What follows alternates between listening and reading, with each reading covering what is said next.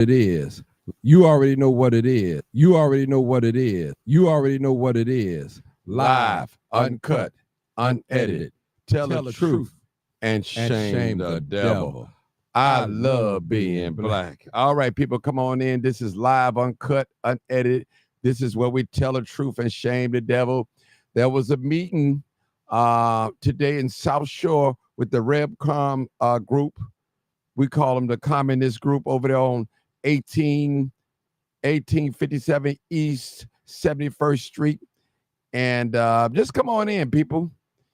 And this subject is going to be great. We want to get the updates of what happened. I wasn't able to be there, so we're going to have a few people to call in that was there to tell us how everything was going. So this is real, people, and we know what this big fuss was about. We all know what they're talking about, black people, migrants, and we know that's not true at all, at all. And if it was under our control, we probably wouldn't have no migrants here. We're not running anything, but we have a say so. So come on in, people, come on in. This is live, uncut, unedited. This is where we tell the truth and shame the devil. Doris Lewis I love being has black. joined. We got a wonderful guest on today. Doris is here with us, and I'm waiting on a few more people to come on in so we can get started. This is live, uncut. Talking about folks hating on somebody, but they had a meeting, and like you said, like Doris said, they met, and she wrote the letter and everything. And I don't know if she got a chance to talk or speak or anything, but we're definitely going to find out. So come on in, people. 872-299-0808. Now, if you wasn't at the meeting, I don't need you to call in. I need those that was at the meeting so they can give us a report, and that's what I need. I need those to give us an update of what happened, what went on at the meeting, how did it go, and that's what we want. We want that. All right, let me wait till a few more people come indoors. All right, people, I need y'all to share this video. Share this video. Share, tag, like, do whatever you have to do. The more you hit like, the more it can move up the algorithm. So let's go, people. Hit it. I need you to share it. Brandy, what's going on, Brandy? I see you. I see you. I see you. Sharice Wright, I see you. I see you. Miss Emma Harris, I see you. I see you. I see you. Latanya Gamlin, I see you. Tone, oh, what up, bro? Tone, is that Ladybug? I think it's that Ladybug. Ladybug, I see you. All right, come on in. Come on in. Natasha, I see you. Hey, listen, Doris finna tell us what happened at the meeting today. She said they had at least close to 100 people out there today. And even after she left, there was still people there. They had this meeting. And matter of fact, let me just share the screen what this meeting was about. If you was there at that meeting today, I need you to call in. Please call in, call in. Call in, please. If you was at that meeting today. I put it up on screen. This is what we're talking about. Black people hating on migrants. That's what we were talking about. Remember, we talked about that on September the 2nd. We talked about, and Doris made a call that she wanted to meet them at their meeting and discuss about that. Has joined. So come on in, people. Come on in. This is live, uncut. Where y'all at? I need y'all to share this video. Share this video for those here. Well, Doris, we're not. Let me see. Let me see how many people I got shared before we get started, because I would hate to have you to keep repeating yourself over and over. Let me see, because we have a tendency of, we get new people every like 15 minutes. All right, let's see. Put this live up. We got 24 people on one page. All right, people, we got to do better than that. 21 on another page, 7 and 2. All right, people, I need a few more people. I need how many shares I need on here? I got 6 shares, people. Come on now. 6 shares. Share this page. I'm not begging y'all for no money. Just share the video. Tag someone. Like the video. That's all you have to do. We're not on here asking you for no donation. No Cash App is up. We're just trying to get the word out. That's all we're trying to do. That's it. We're trying to help black folks. Those that want to be saved, we're going to save them. Those that want to remain, there's nothing we can do about them. We just don't want them around us, period, until they come around. In their thinking, elevating the thinking. Well, you know what, Mama Doris, come on. We ain't going to wait on nobody. Come on, let's go. Let's get started. Well, good evening, Martin. I'm glad you're talking about this. Well, the meeting never really took place. It never really took place. So what I want to say is that Black people showed up and showed out. Black people showed up and demonstrated to these people that you will not put a flyer out saying Black people hating on immigrants. Then it goes on to say nonsense and worse from people who should know better. But before I get into the flyer, let me tell you what we went there to do, Martin. We went there to let them know that this flyer that they put out in Hyde Park, which is where I live, this is where I first saw the flyer. This flyer was insulting. It was inflammatory. It was very disrespectful. And they didn't say some Black people. They didn't say a few Black people. They said Black people hating on immigrants. And to me, that is every Black person in the city of Chicago. This is how they presented it. And so that's why I get involved. So what I have done, I want the people to know what we did to counter and to say to them, you're not going to get away with this. So I filed a hate crime, anti-Black hate crime police report. I filed that. The next thing that we did, last week, I went to 5 city council committee meetings. And at each one of those committee meetings, we talked about this flyer and how inflammatory and how dangerous it is to Black people. It's like putting a target on our back. So I went to 5 different committees talking about this flyer, and 2 of the meetings, 2 to 3 meetings, Alderman Yancey, who's the alderman of the 5th Ward, he was there. Alderman of the area out on 71st Street, he was there. He never got up and apologized. No one ever said, I am sorry that this was put out like it was. Not even Alderman Yancey, and I said that to him in one of those committee meetings. And so in addition to that, Alderman Mosley, it was just Jessica Jackson, Zoe Lee, and some others. We all spoke at each one of those committee meetings. George Blakemore, we all spoke at those committee meetings, and we had 3 minutes. Each one of us had 3 minutes, and each person addressed the injustice of this flyer and how derogatory it is, and how angry it has made people in the Black community. So as a result of doing that, Alderman Ronald Mosley, and I cannot thank him enough. I don't remember what his ward is. Alderman Ronald Mosley came to me and said, Mrs. Lewis, can I speak to you? And I said, yes, but let's go out. Let's go on the outside. So Sister Jessica and I went with him on the outside, and he told me that he went to Yancey, and he told me that he researched all these ordinances about the hate crime. And there were 5 ordinances that he gave me. And he said, each one of these, out of these 5 ordinances, there are 3 that we can get them on. One is the Illinois Chicago Municipal Code, which is 2-121-518. And that one is specifically about hate crimes and hate incidents. The other one is a hate crime. I mean, it's not a hate crime, but let me go. So the 2-120-518 hate crimes and hate incidents. And that one also falls under the Illinois Criminal Code 8-4-020. And that code specifically says inciting riots. And that's what those people did out there today. They almost incited a riot because people are upset about this, They don't like it. And they came out and they showed and they demonstrated and they voiced their opinions about, we don't want you in our community. You don't need to be here. You're here for no purpose other than to cause division.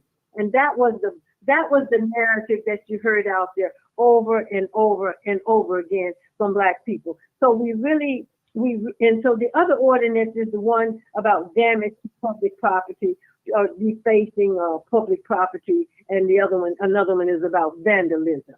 But the one that we wanted to emphasize to them is the one that the Chicago Municipal Code that talks about hate crimes and hate incidents. It is a hate crime.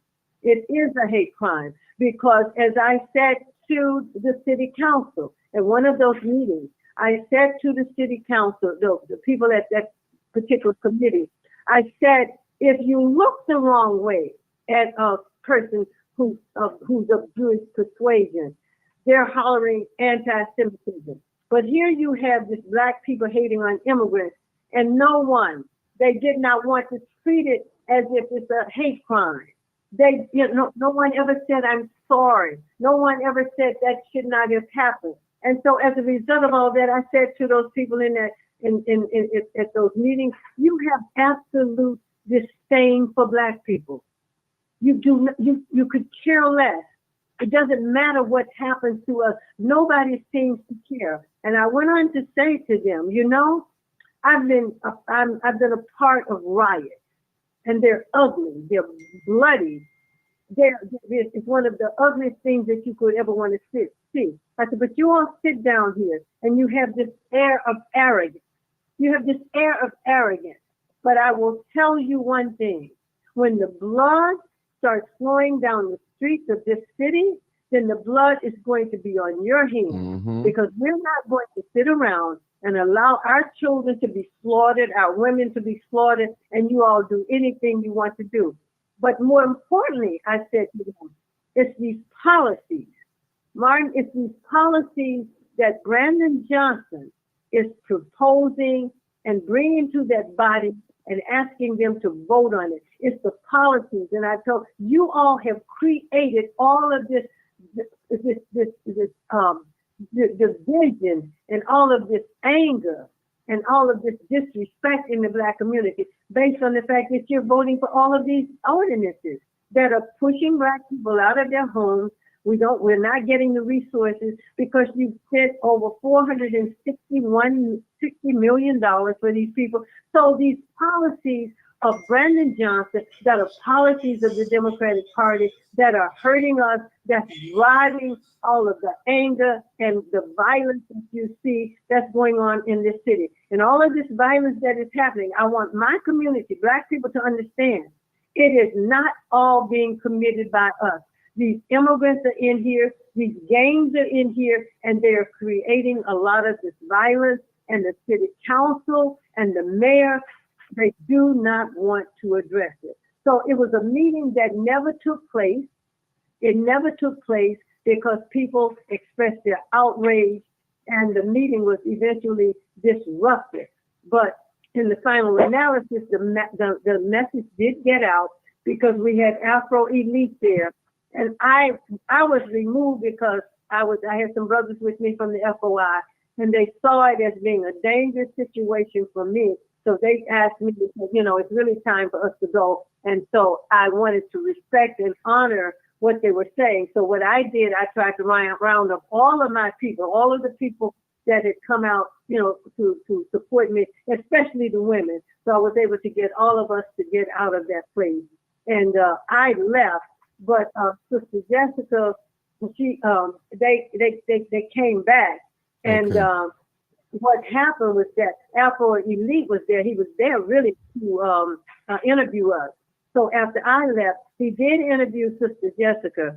So when you see this video out there with all the confusion and just all the rockets, you will be able to see another video from Brother Afro Elite. Because he did dispatch from the revolutionary leader Baba Vinci. Some of the same things I've already said here. Okay. But what I want to say to the audience is that we are coming from a legal perspective. We filed the hate crime report with the police department. We talked to the alderman, Alderman Mosley, and again, I can't thank him enough because this is something Mama. Desmond Yancy should be doing, and he's Mama, not doing Mama it. Doris. So Alderman, I need you to hold for a minute. I got a little of the video I want to play. Okay. 2135. Who is that? 2135. Say something real quick so I know who you are. 2135. Last 4 digits of your number. This is Diane. Hello. Hey, how you doing? Can you give me a? This is Diane. I'm with Sister Doris. Okay. Can you give us a few more minutes? I'm gonna let you talk. I know, but I want to show a little bit of the video. Okay, of what happened today in RepCom. Okay, I'm gonna show a little bit, Doris. Okay. I'm gonna play a little bit of the video. Not all of it. I'll play some of it. Black people hating on immigrants, nonsense and worse, from people who should know better. That's a provocative statement. More than provocative. No. It is a provocative statement. It's also true. It's true. There's no truth in it. So, we are here to discuss this dispatch.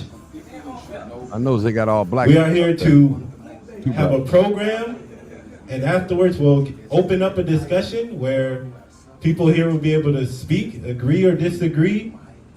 This title has actually struck and stung a lot of people. And there's a question of why.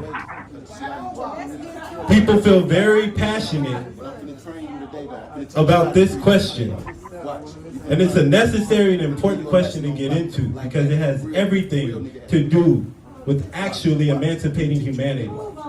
That's what we're about.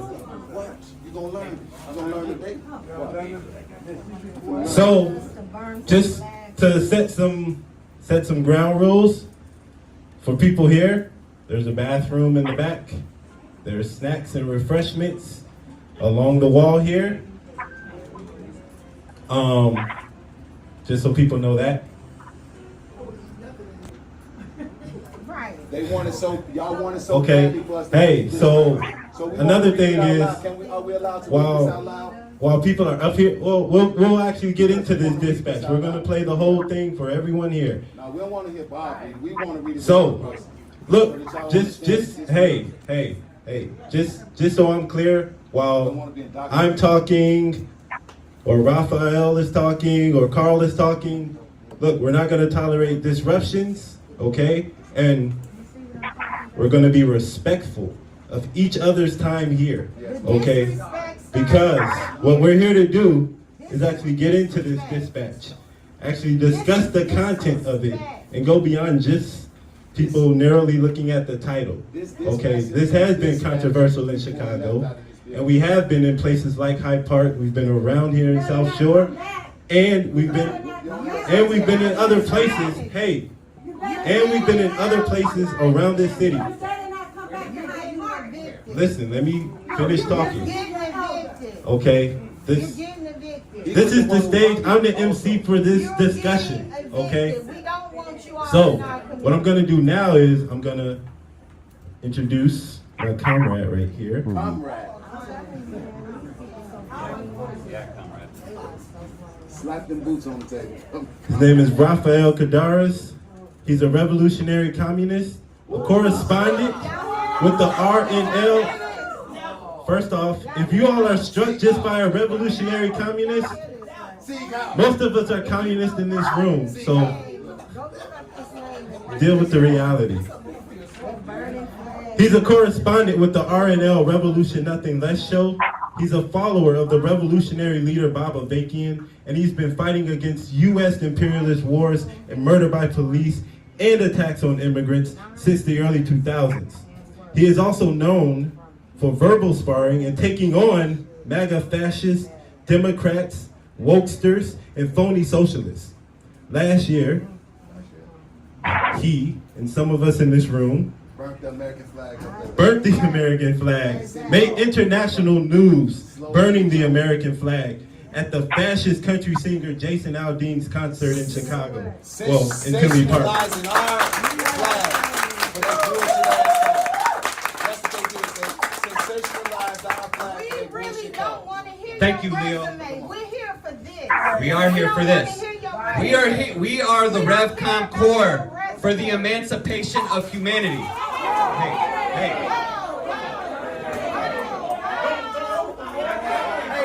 Well, you can't steal the debate. Hit that, man. You can't hit that, man. Hold on. You can't come over here. We're doing an event here.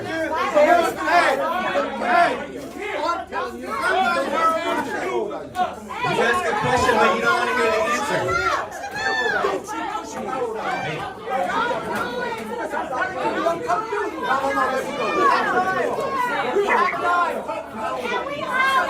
It'll throw down up in there.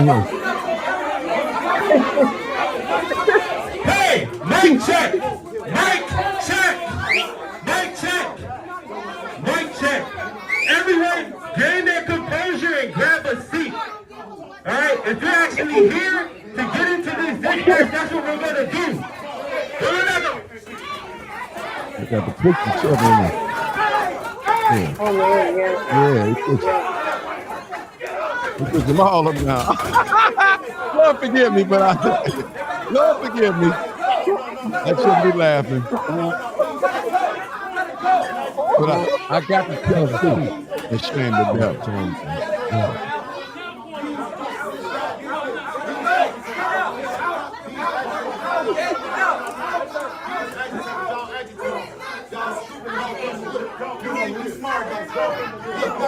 Hello, this is absolutely disgusting that we cannot come together in an honorable manner and a respectful manner and argue and discuss things without violence. This is disgusting.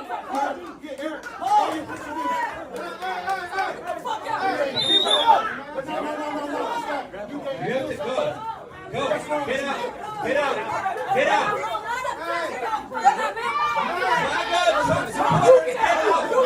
Wow. I need somebody to explain what's going on when we're doing. Well, Mark, Let me stop it. Go ahead. Okay, maybe you can explain it to me. Hold on. Okay. when the shoveling, Go when ahead. the shoveling started, Okay. when we got in there, Michael had gotten people kind of quiet, and then after he did that, the brother that's with that revolutionary group, he got up and he said, "Well, we're going to take about we're going to start in another 5 minutes." Well, that upset people again, and and so the brother, where you see the shoving going on, there's a brother, a friend of mine, who came out to support me, and then he had issued a press release.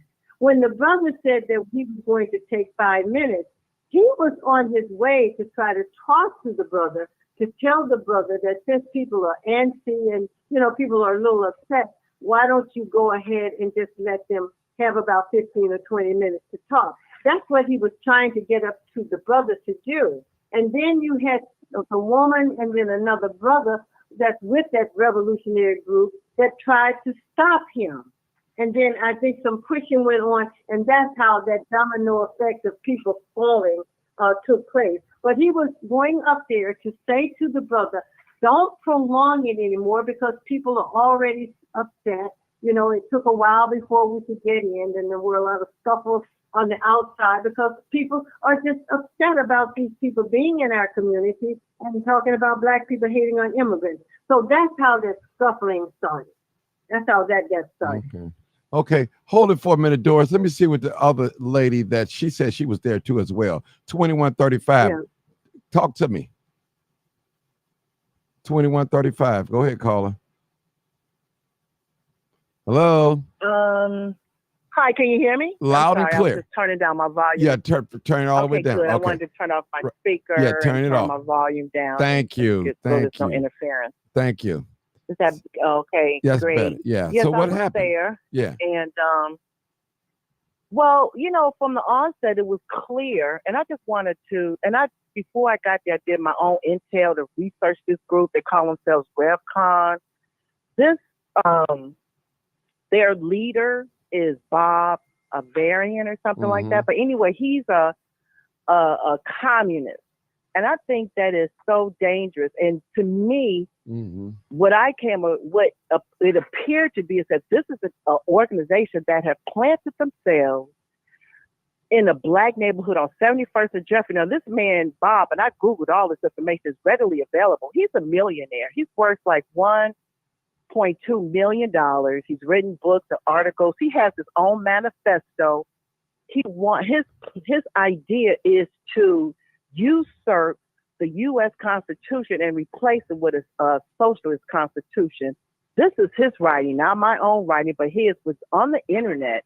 Anyone can read it for themselves. So the fact that this white man is on 71st Street has, to me, is a red flag that he's there, and they're there to radicalize black people, to turn them against the government, and to instill in them these ideals. And one of which was disturbing to me. I got into, they're very adamant about it. I noticed when I got there is that it was a bunch of white people, like some older white people sitting in the back, and they have the black people that are like their armor bearers, so to speak, or their bullies, and promoting their agenda.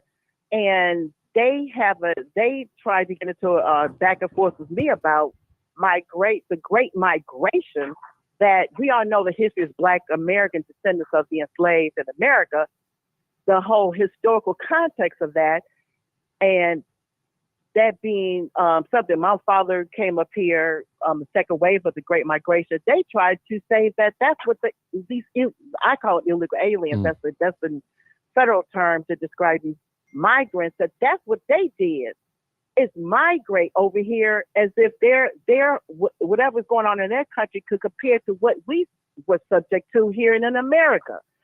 So they all believe that, and they promote that, and they push that, and they have these other black people. I noticed they had them on the door, they had them at the table, and you saw it in the picture. The one guy, got into it with the other gentleman who was with us.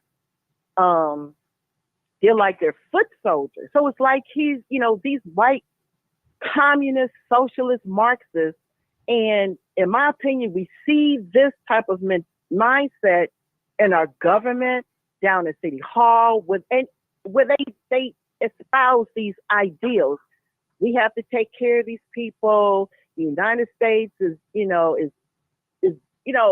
destroying their country. But anyway, it's just a whole nother context when it comes to politics and their ideology and why they believe what they believe. There's an undercurrent, and we can kind of see that manifesting itself.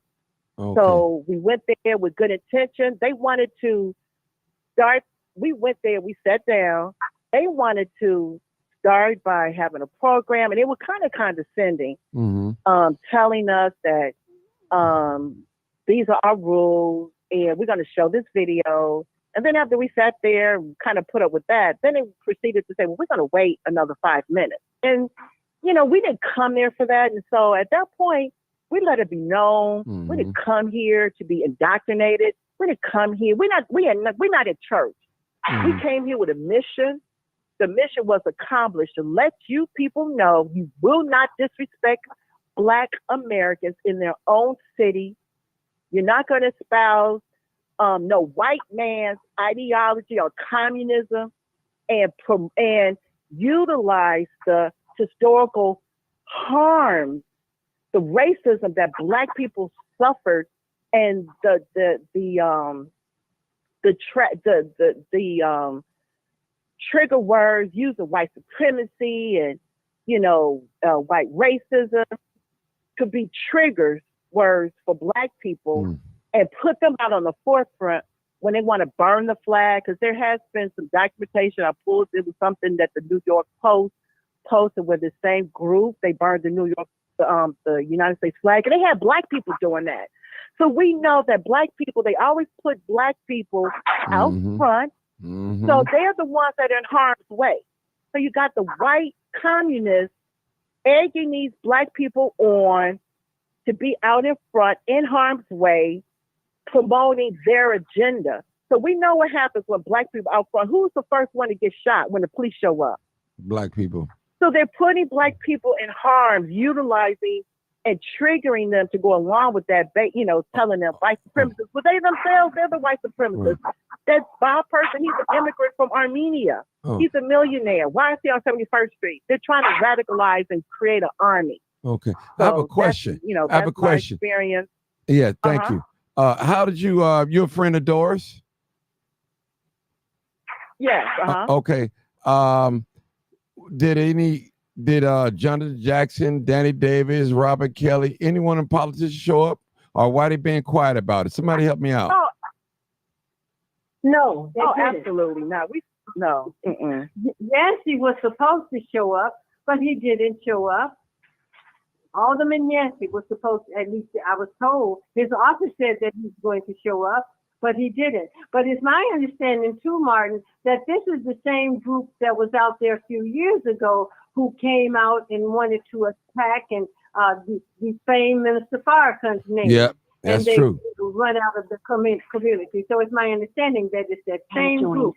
And it's these old white people, Martin. Mm-hmm. They're old white men and women. And they have young brothers and sisters, some not so young. But I think what they're taking advantage of the weakness of our people, some of our people are struggling. So they're bringing them in, and I believe they're giving them money, and they're indoctrinating them. They're falling into that nonsense. Because what was so surprising to me. These are old white men and women. They're not young. Mm-hmm. But you got a sister at the door. You got a brother who's, spewing a nonsense like he's literally out of his mind. His mind. It's really very, very sad. It was very, very sad to me. And so what they did, it's like the white people were the puppeteers. Yeah, it reminded you of the movie Django.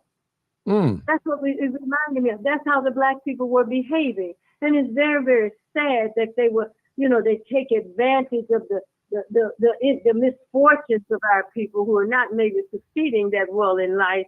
And they give them money, and they bring them in and they indoctrinate them. But again, the beauty of what happened today, black people showed up and showed out. And said to them, no, you're not going to come into our community and tell us what to do. Now, the flyer that they put on the light post in Hyde Park, Martin, was altogether different. Because then, as the people are coming there, they're showing them the full flyer with the history of their organization and what they stand for and all of that. So I said to that one of those women there, I said, this is very deceptive. You put this on the light post and then you pass this the full flyer out to everybody else here. That is very deceptive. I said, this is the only reason why I got involved. Who are you all to say it's nonsense and worse from people who should know better? What do you mean, people who should know better? What does that mean? And like they are paternalistic white supremacists who want to tell black people what to do, talk to black people like their children. Mama Doris, we told them today that we're not. I got like 3 more callers. Let's see what this. Go ahead, take them. Okay, because I want to take them. Okay, area code 872. Go ahead, caller. What's your caller? 872. Your area code, caller. Yeah. Hello. Yeah. My bad. It's Michael. All right. Was you there? Yeah, I was there. Okay. I don't know. Listen, bro. Just tell me what happened. I'm just trying to find out what happened. I want us to update the community as of what happened. So what? Yeah, I was there. Okay. Well, what happened? This is Michael Youngday. Yeah, I was there. Okay. I heard boys mention that. I got the crowd quiet, so I assumed you knew I was there. Okay. But yeah, I was there. What I want to say to the people is that these same groups, that same group is showing who Vito Lopez is aligned with, because that's the same group that burnt the flag. They're a communist group. They admitted that they said that in their speech and they opening. If somebody, I know I got the video. where they speaking, you know, when he introducing the European man and he's speaking highly of this guy like he really somebody. But another thing I noticed, it ain't that they getting them to do that. These brothers and sisters, they willingly want to do that. But I noticed that something is mentally wrong with these individuals. You know, that they got doing these things, that they got standing out, you know, doing their flyers or just part of the organization. You got to be retarded to be a part of that organization to go against your own people. You know, some got to be mentally wrong with you to go against your own people. Now, another nationality, I can understand that. We can understand that because they not us. But for those that's us, you know, it is a form of retardation. But these same communist groups are what align with them aldermen. That's why Yancey ain't show up. That's why he ain't show up. They believe in that same stuff. They pushing them the same agenda. A couple of them was cross dressers. You know, one of them had they chest done where they got titties, you know, breasts or whatever you want to call it. But you know, that's what we dealing with here. Them same people, some of them same people done been downtown. Them same people is the ones Mayor Johnson support. You see, it's more to it just than that billionaire man that's in charge of the organization. Yeah, but he aligned with the mayor. He aligned with some of them aldermen. You see what I'm saying? Mm-hmm. So, and yeah, I was there. And on front line, I'm the person that pushed them back, moved that whole crowd. I'm also the person that got it to be, you know, in a humble situation before it got all ugly again, because he talking about wait 5 minutes and they want to show this video, and like people said already, I don't want to regurgitate other things, thoughts, but I just want to let the people know that these are the same people that's working with them aldermen and the mayor. So how do they feel about us? You see, they showing their hand. That's why I wanted Taiwan and them to be quiet. Let them people tell on themselves and tell who they, what they're about, who they align with, because it's gonna show. Okay. And somebody else can have the floor. Okay, I'm gonna go to the next caller. 7997. Come on, caller. 7997. Hey, caller, you're next. How you doing, Martin? All right, was you there? No, I wasn't there. I was invited, but you know, I don't mess with them like that no more. I've been knowing them for a long time. Not all of them, but some of them. You know some of them, but you don't. They probably wasn't there. There's a lot of black people that work for them in other cities too, and like they've been up there for like 4 years. Okay. Maybe a little less. You know, maybe 3. So some are cool, some not. Well, like you said, some got mental illness, some don't. Well, when you some say, are homos, hold some on. not. When you say cool, what do you mean by cool? I know. I'm saying besides this stuff they just did, but other than that, before then they was cool as me just knowing them, because I know them. I know a few of them personally, the white ones and the black ones, not all of them. But some of them are from around 71st Street, period. Why you didn't show up, bro? I didn't want to be in that nest with them people. I don't mess with that stuff. I told them that. I told them that wasn't cool with them signs when they was putting them up there. Why you couldn't stand with your people? When I found out. Why you couldn't stand with your people and tell them? I didn't know who was coming up there, Martin. I didn't know everybody was coming up there. I thought they was just gonna be there themselves talking about that Bob dude. I don't get into all that with dude, you know. Like I said, some are cool, some are not. You know what I'm saying? I was invited, but I don't get into that stuff with them. Okay. I told them that when I found out this Friday, they was putting up them signs. And I'm like, that stuff ain't cool. We not hating on no immigrants. We just don't want them here. How we hating on somebody? We not hating on nobody. You know, I told them that, but I ain't want to come to that thing. I'm glad I didn't come to that thing, because I might have been fighting too. Fight with who? You know what I'm saying? But fight with who? Anybody. I don't know. Well, you know, listen, let me just say this. For those just tuning in, and some just have tuned in, we're talking about the meeting that took place today at 1857 West 71st Street. It's a socialist group. and they put out a flyer. Yeah, they put out a flyer stating that black people are hating on immigrants. That's what they put out. So this is what it's all about. They was holding a meeting, and Mother Doris decided that she wanted to put out a call for us to go to this meeting and let these people know that those are racial undertones and is racist. And she had a statement. She wrote a statement. As a matter of fact, I want her to really read her statement too, where I got her on here. So that's for those just tuning in. We did show a little bit of the video. I'm gonna show a little bit of video before I go to the next call. Just a little bit of video again. What happened? All right, and hold on, a little bit. It got MAGA fascists, Democrats, wokesters, and phony socialists. Last year, he and some of us in this room get ready to explode. Burnt the American flag, made international news burning the American flag at the fascist country singer Jason Aldean's concert in Chicago. Well, in Tinley Park. Sensationalizing our flag for that bullshit ass stuff. That's what they do. They sensationalize our flag. We really don't want to hear Thank your you, Leo. resume. We're here for this. We are here for this. We are the RevCom Corps for the emancipation of humanity. Hey. Hey, what's up, buddy? You can't steal me. Hit that, man. You can't hit that, man. Hold on. You can't come over here. We're doing an event here.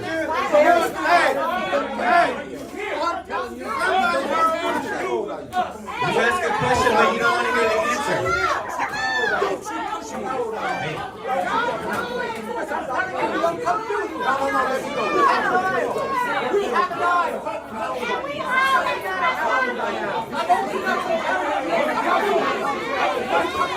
Hey, mic check! Mic check! Mic check! Mic check! Everyone, gain their composure and grab a seat. All right, if you're actually here to get into this dispatch, that's what we're gonna do. We're not gonna...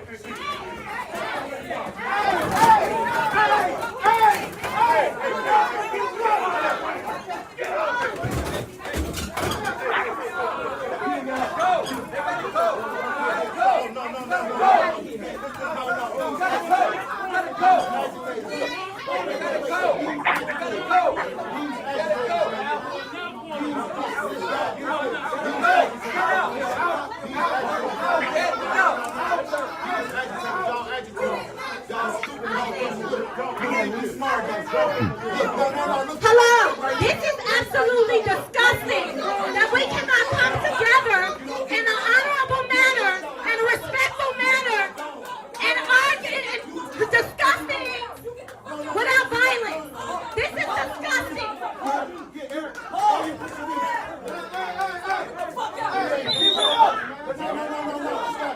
You have to go. Get out. MAGA Trump supporters, get out. MAGA Trump supporters, get out. MAGA Trump supporters, get out.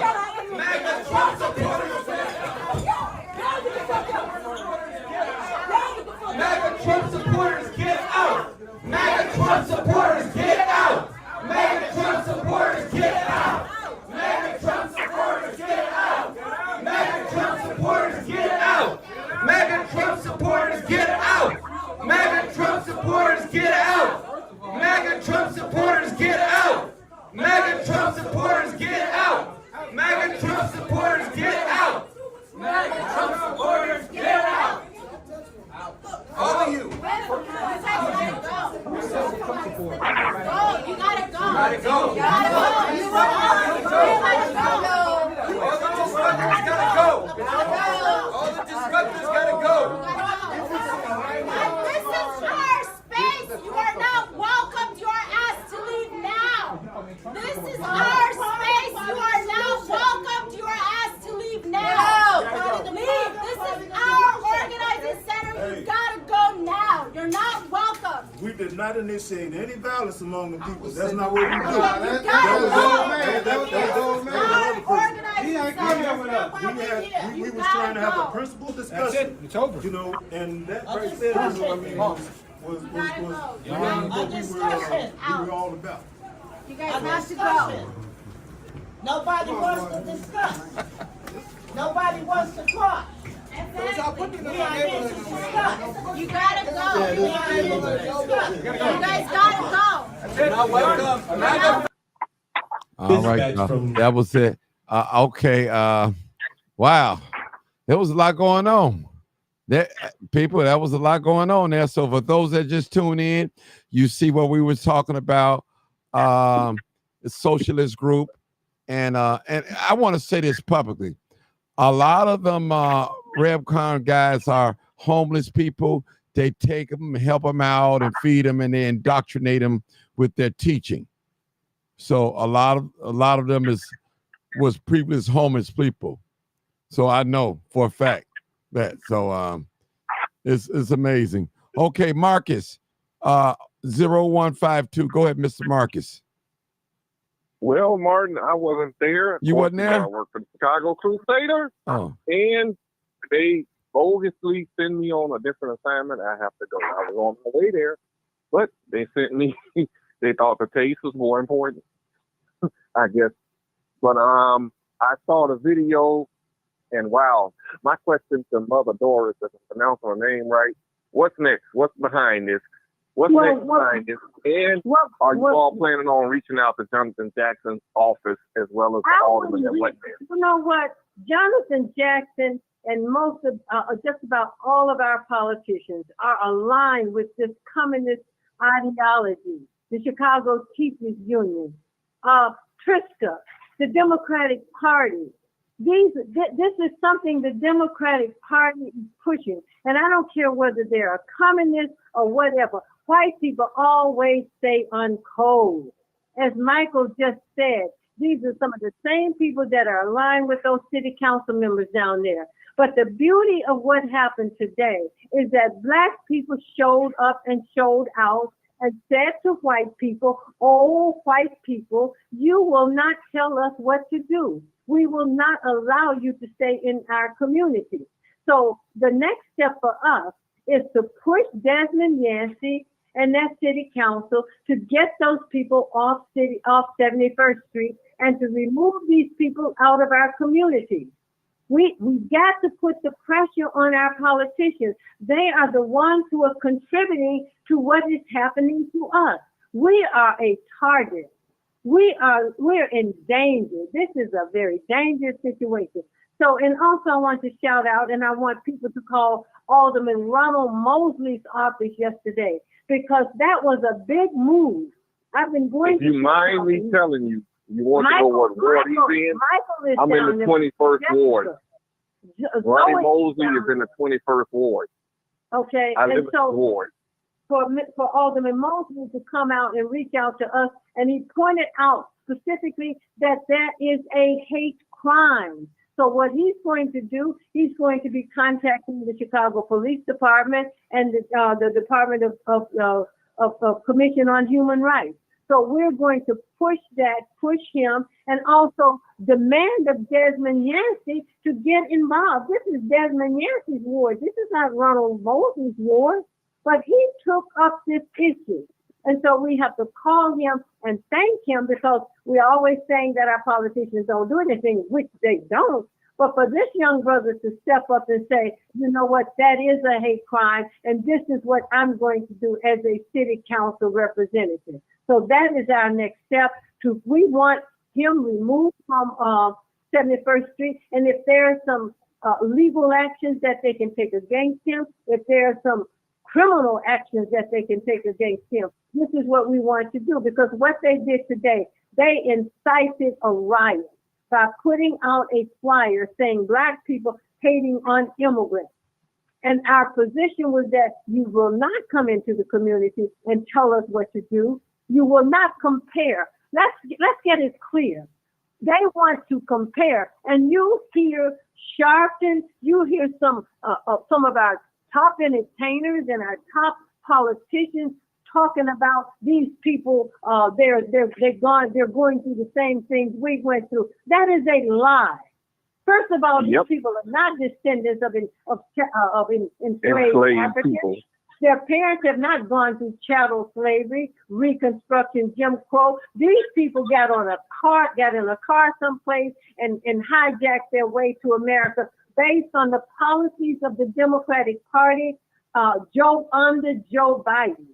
If this woman gets in office, if Kamala Harris, that imposter, gets in office, we are in serious trouble, Black people. We have got to push back. We got to get our heads out of the sand because we are the number one target.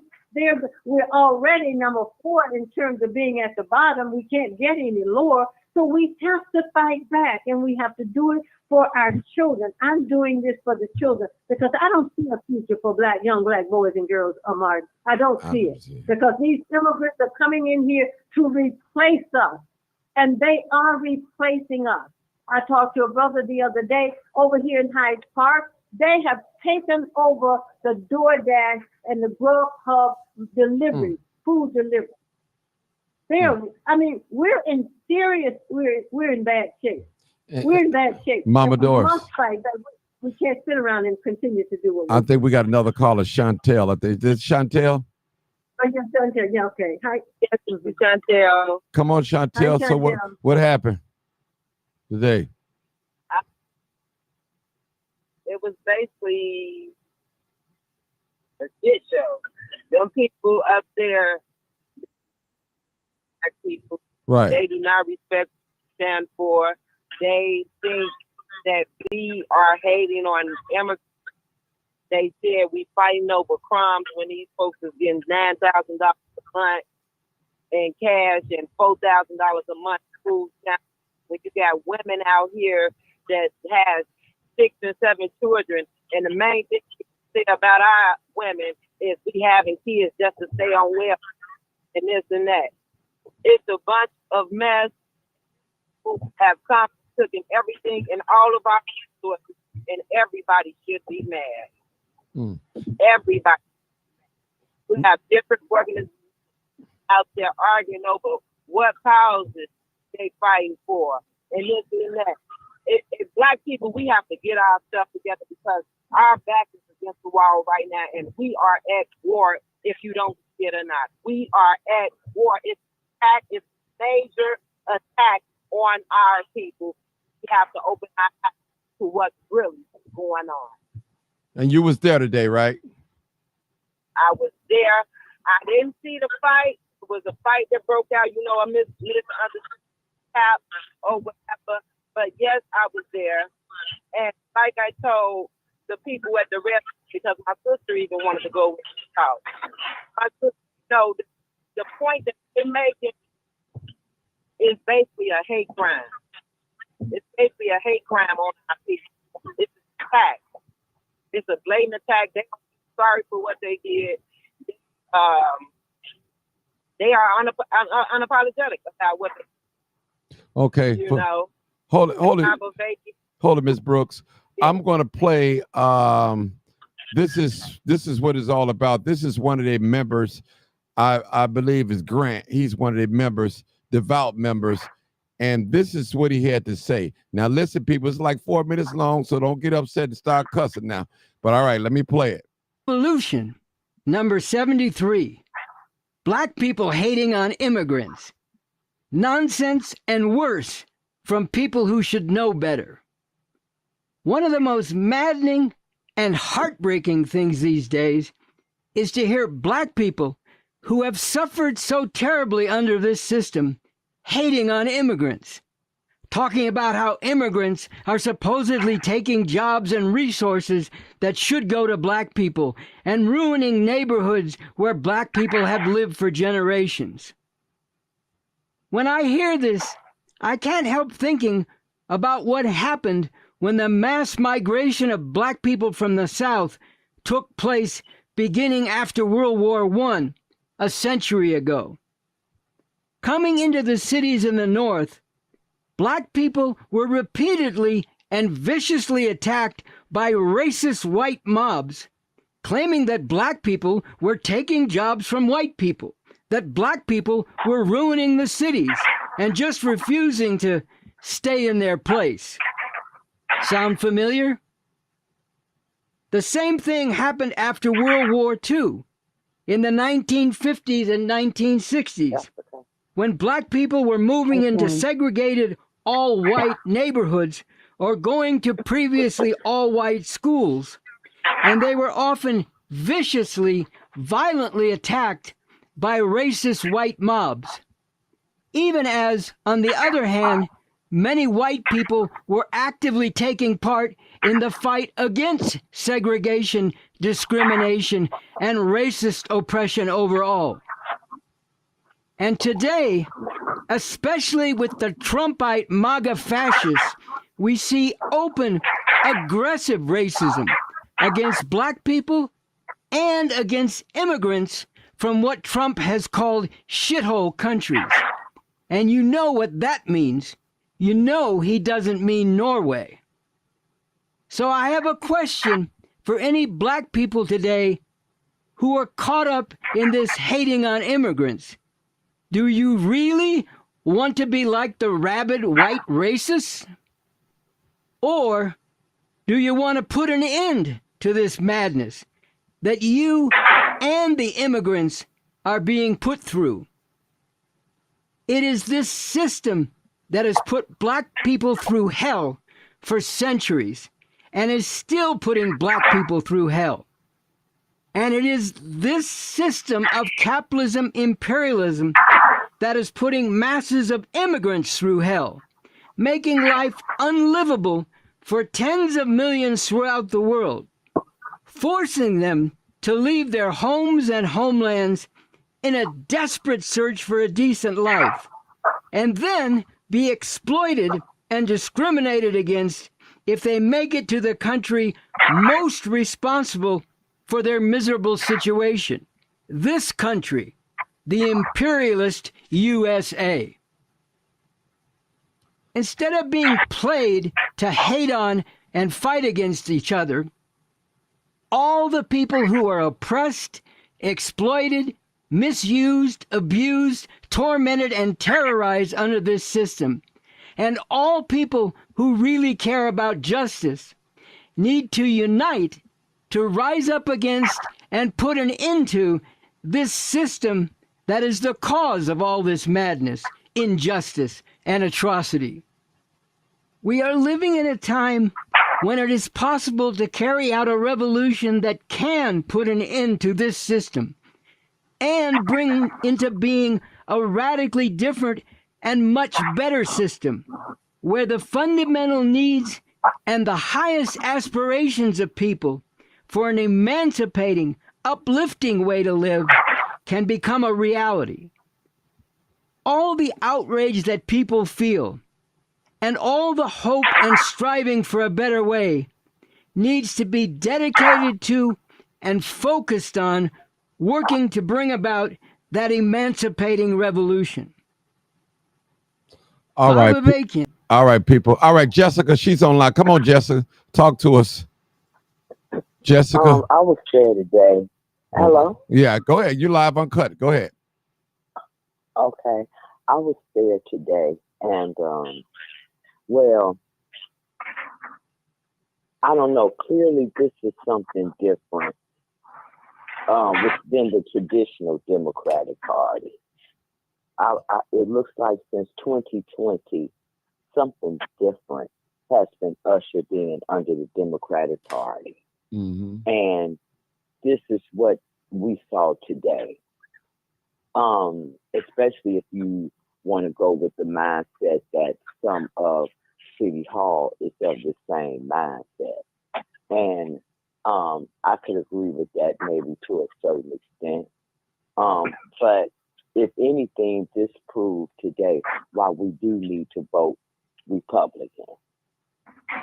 The country needs to get back to what the country is. And this whole thing with these people coming over here is, I just don't understand what their position is. They leave their country because they feel persecuted or they don't like the way they're treated in their country. But then they come to America and take advantage of the freedoms that America offers or the freedoms that America stands on, only to try to implement in America the same type of government that they're running from. Jessica, hold it. Listen, everybody put their phone on mute because somebody just keep moving. It is irritating, messing up the audio. Thank you. Go ahead, Jessica. I'm sorry to interrupt you. No, that's what it seems like. It seems like they're running from their country and not having enough courage or whatever to stand up in their country and then take advantage of the freedoms of America and run over here with it. And at this point, it's just a bunch of chaos. It's like every individual country that's running over here wants America to run like their individual country. You know, the Palestinians want what they want per Palestine. Then you got these people in there today, like they say some of them were black, but they were black immigrants. Then you had the old liberal whites in there. It's like, wait a minute. So I just think that the Republic, it just proves why the Republicans need to be in office. This is not about Trump. See, if you looked at that video and they was MAGA, Trump gotta go, whatever they were saying. This is not about Trump. This is about the other choice of parties. The Democratic Party is showing the agenda that they have, and the Republican Party is showing the agenda that they have. Kamala Harris is the Democratic candidate, and Donald Trump is the Republican candidate. And right now, based on what you saw in that video today and the type of atmosphere that America is in right now, it's almost like the Bible says, choose this day who you will serve. This middle of the road thing, neither one of them, no. We have to be clear as Americans, as Black Americans, where we stand. Do we stand with American values, which are constitutional values?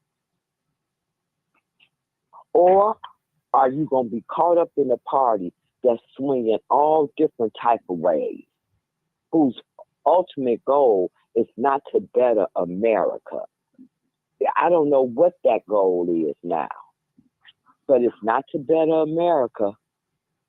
And if we get caught up, if the bottom of the America falls out, we the ones, Black Americans, that's going to be left more desolate than anybody because we don't have another country we can go to. Okay.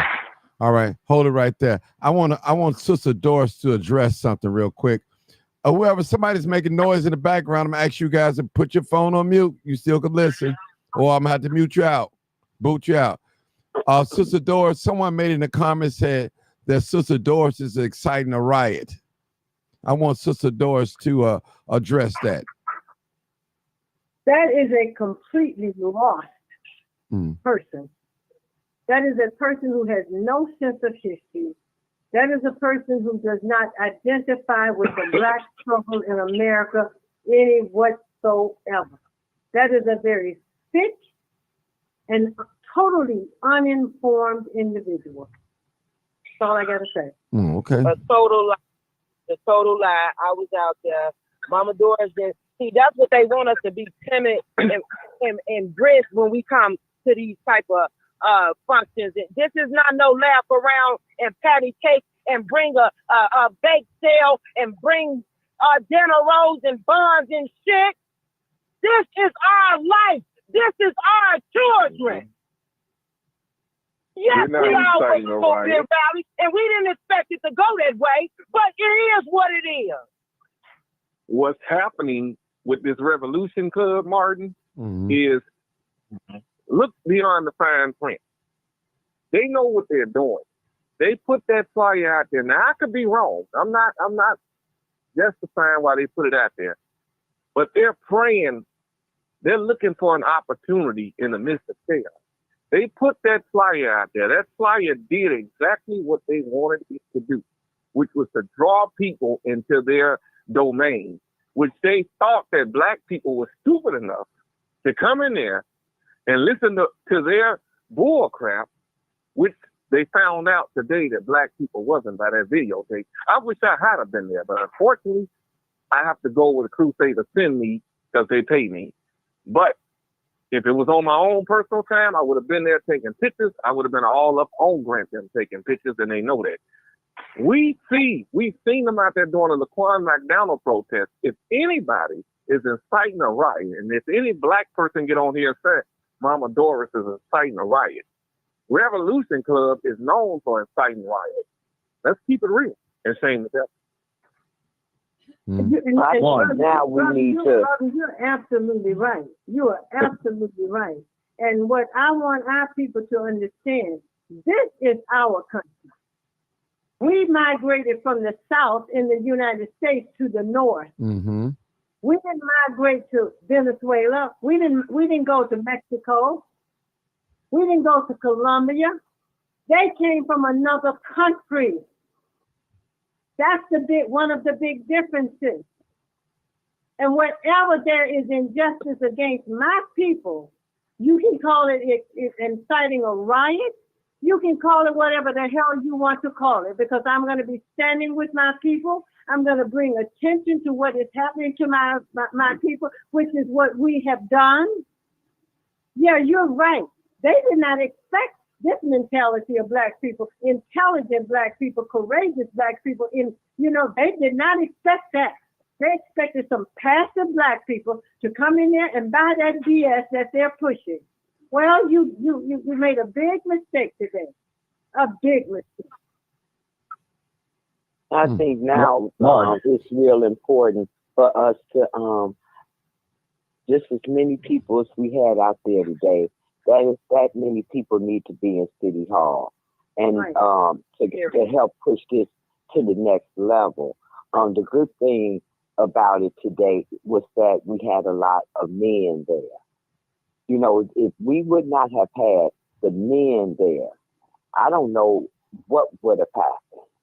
And the fact that they were there, was a very, very good thing. And I think the next step that would be very influential is for as many of us or more showed up at City Hall to let the city,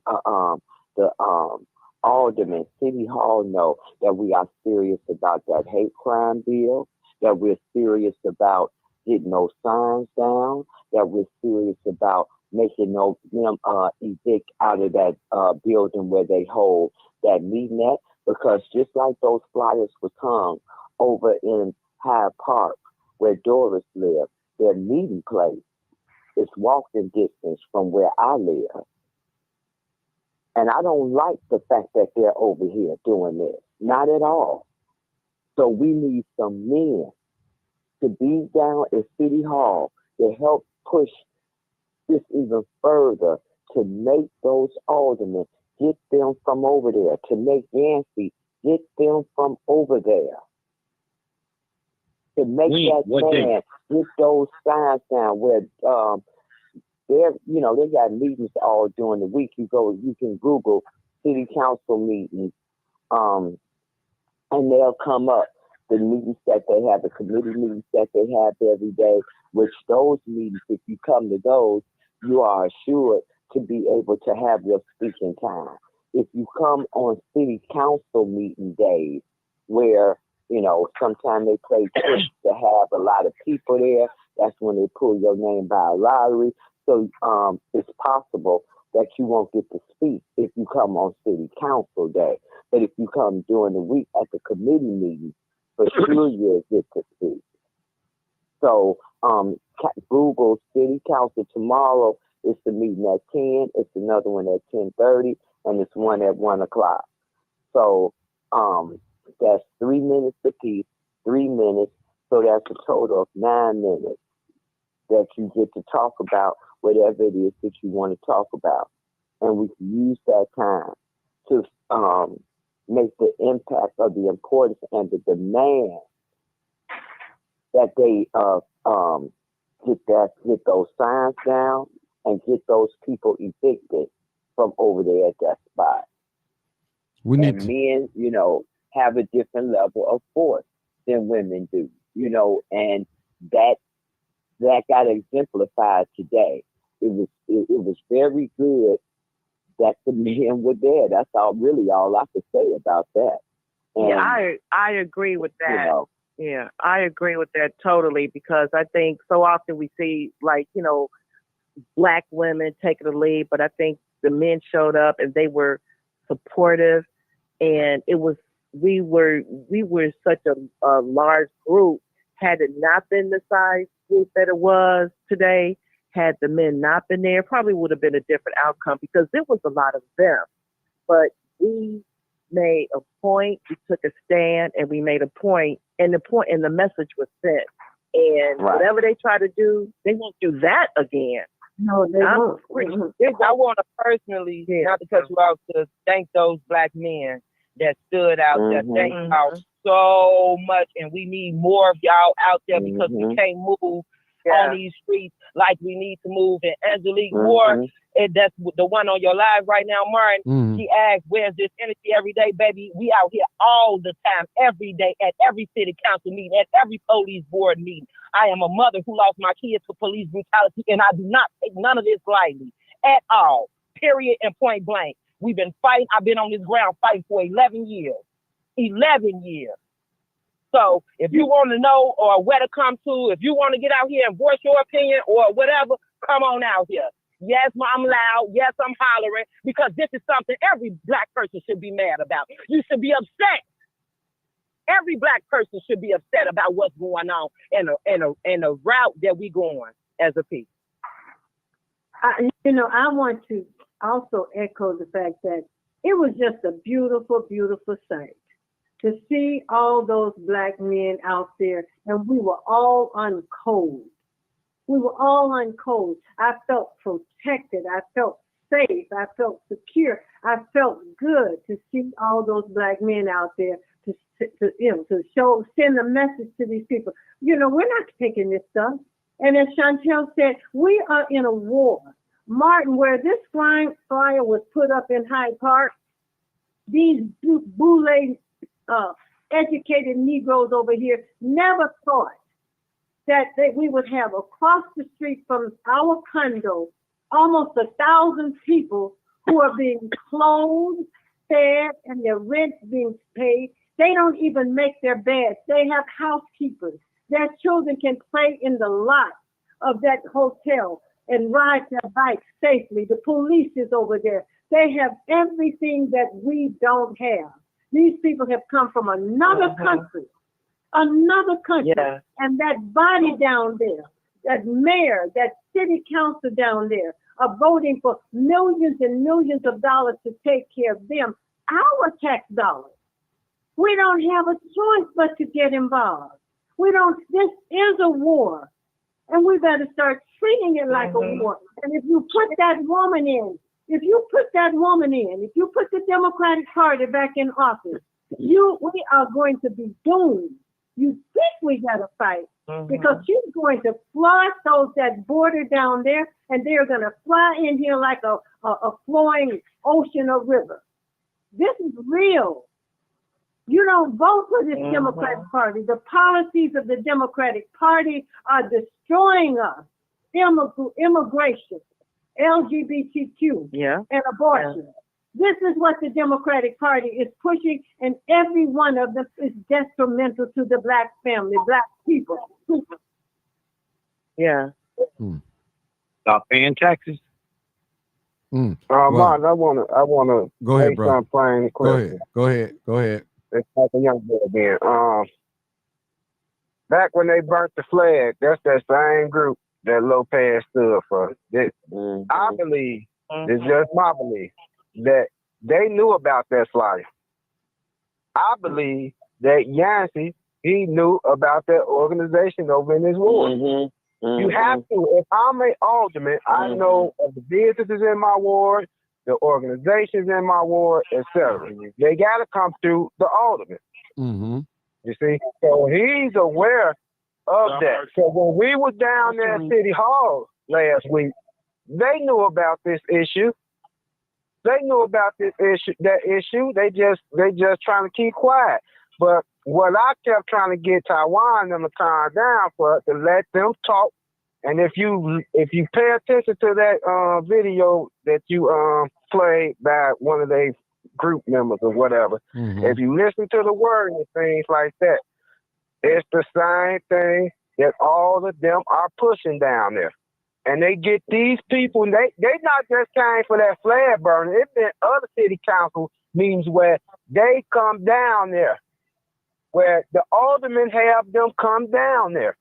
The aldermen have them come down there. That's why I be down there recording videos. That's why they don't want my videos out, etc. Because it exposes certain things. Because eventually somebody's gonna look back at a video, no matter who it is, like, hey, yeah, I saw that person. Oh yeah, this happened like this, or that happened like that. We are documenting history by making the public aware of what's going on through social media. You see?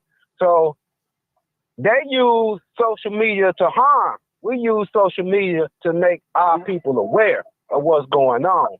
And I want to piggyback on something Ms. Jackson said, because I know y'all, a lot of y'all don't understand, and I know this. Because if you do, you will be doing something different. It's important that you come to the committee meeting. The committee meeting, the everybody want to be, they see the mayor and all this stuff. That meeting is irrelevant. Because, and then most people ain't even stand for the end when they passing these codes, this here, this there, this bill, that legislation, this ordinance, this referendum. Y'all, people not stand, but they voted in the council meetings to be able to pass those when the mayor comes. So the committee meetings are the most important. In the committee meeting, that's where you seeing who making what deals, who doing what under the table, who violating the laws, etc. Just like, for example, that racist Conway violated the law saying of a noise ordinance. They call it a noise ordinance, but you can't be across the street from an abortion clinic and saying no abortion. The violate your freedom of speech. You see, they do things like that in these council meetings, in these committee meetings. That's where things take place at. That's where the public needs to be. Now, if you just trying to get a show, get some likes, some views, or whatever, then hell, keep doing what you're doing. But that ain't gonna go so long because they ain't gonna allow it to go for so far. There's certain things that's going on that people is not aware of what's going on because they know you ain't paying attention. They know we're not our people. I'm going to say we because I'm part of the people. I'm a Moorish American. You know what I'm saying? And a lot of people don't even like it that I say I'm a Moorish American and I'm not black. But I'm down there on front line all the time. More than these ones that saying black power and all this, I'm on front line. I see what's going on. Clearly. And if we don't make a stand and stop looking at, he's a Moorish American, or this person a Hebrew, or this or that, or whatever, and look at us as a nation of people and fight for what's right. Okay. And fight for the love of our Father, God. Okay, I gotta. We have to stand up. Hey, we have to stand up. My brother, real quick, I don't want to cut you off. Okay, hold it, brother. I just got a call, just got a text. This is Carrie. I'm watching your live right now, and they are going about this issue the wrong way. So I want her to call in and tell us what we're doing wrong. So, so if you listen, I'm going to text her the number. Tell her to call in. I don't know who she is, but Carrie. So I want Carrie to tell her to call in. I'm gonna tell her to call in. She just texted me. So we're going about the wrong way. Let's see what other ideas does she have. What are we supposed to have done? Well, we did wrong or something. So, and listen, I see you, Sarge. I appreciate this conversation. I was so excited to have this live tonight. I was like, I know I was gonna be on late tonight. I was like, man, I want to know what happened. That was the first time I Seen the video. Thank you, Jessica, for sending me the video to let me know. So I'm waiting on this new caller to call in. But in the meanwhile, Sarge, I'm going to let you talk real quick. Go ahead. Waiting on this new caller. What do you have to say about all this, Sarge? I know you wasn't there. No, I wasn't there. No, I wasn't. I'm in Georgia. But I'm familiar with that organization. Okay, they hail from off of 71st around Bennett. Okay. Yep. And their website is linked in if you go on Google Maps or whatever it is, it goes straight to the website for that Bob, whatever his name is.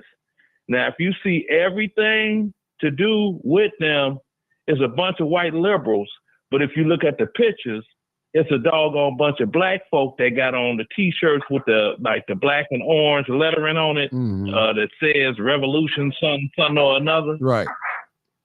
Yeah. So that's a bunch of black folk that's getting played, and they don't even know they're getting played. They getting played worse than those that continually vote for Democrats, because they don't know the hidden agenda behind those Revolution Club people that they following behind. The hidden agenda is to keep the people that they're supposed to be trying to defend from coming up anyway. They want them down on the bottom where they are. It's a simple mind game. How could you convince somebody they are not an abused person on the bottom? Pretend to be their friend. Like Malcolm X said in 65, the white liberal is the worst enemy to the black people in America ever. See? Because they'll smile just like foxes. They smile, all them pretty teeth, and they're going to go up into your chicken coop and eat you out of house and home. Wow. So that they following behind poor leadership. I mean, all you got to do, this none of this stuff is new to me. Because when those signs went up, I was like, now what organization is this? And I clicked and did a little research. I'm like, oh, that's that crank. I'm like, that's that crank. Because you look at the videos they got on YouTube. Okay. I challenge people to find one of their videos and they got somebody black talking. Sarge, I think I got this caller that I've been waiting on. I think I've been got. Okay, yeah, let it roll. I'm listening and enjoying this. Okay. Did they hang up? Hold on. Somebody snoring on here or something. I'm about to put everybody. All right, Carrie, you on here? Yes, I'm here. Okay, come on. All right, let us hear what you got to say. Okay, first of all, I just want to say good evening to everybody. First off, let me say this. We have to collectively take accountability for what we've been doing wrong for the last 40 years.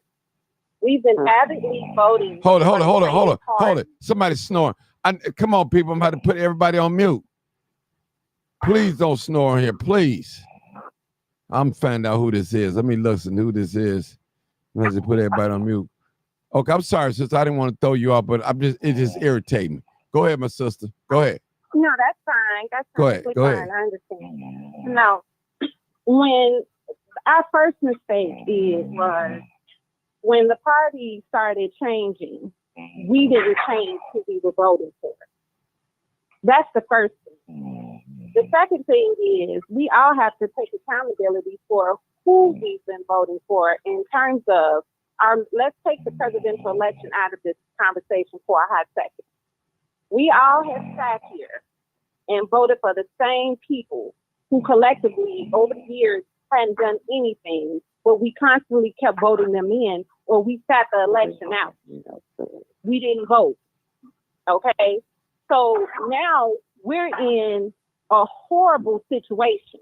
We're in a horrible situation.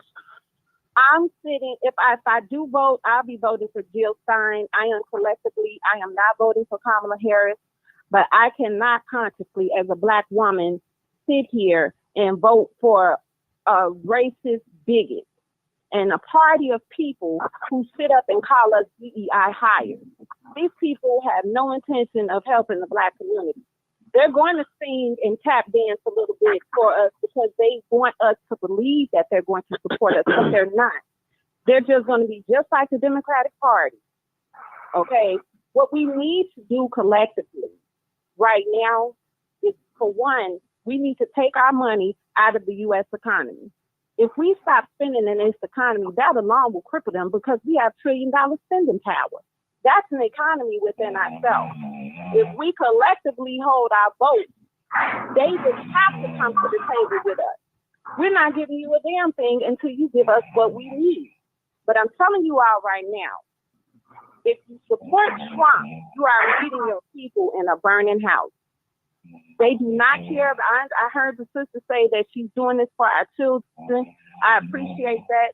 But sister, those people do not want to see our children educated. They want our children just as dumb and docile so they can keep the prison industrial complex system going. I don't want that for my kids. Okay? We have to be very careful when we're dealing with our emotions. And that's the biggest problem with us as Black people. We work off emotion instead of thinking logically.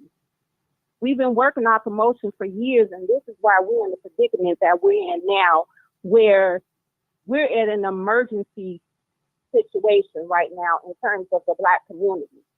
We had a chance to buy up the block. We didn't do that. We took our money and moved to the suburbs. And now they getting played out in the suburbs because they just tripled their taxes up to 30% out there. When we should have fought to stay in the city and brought up the block.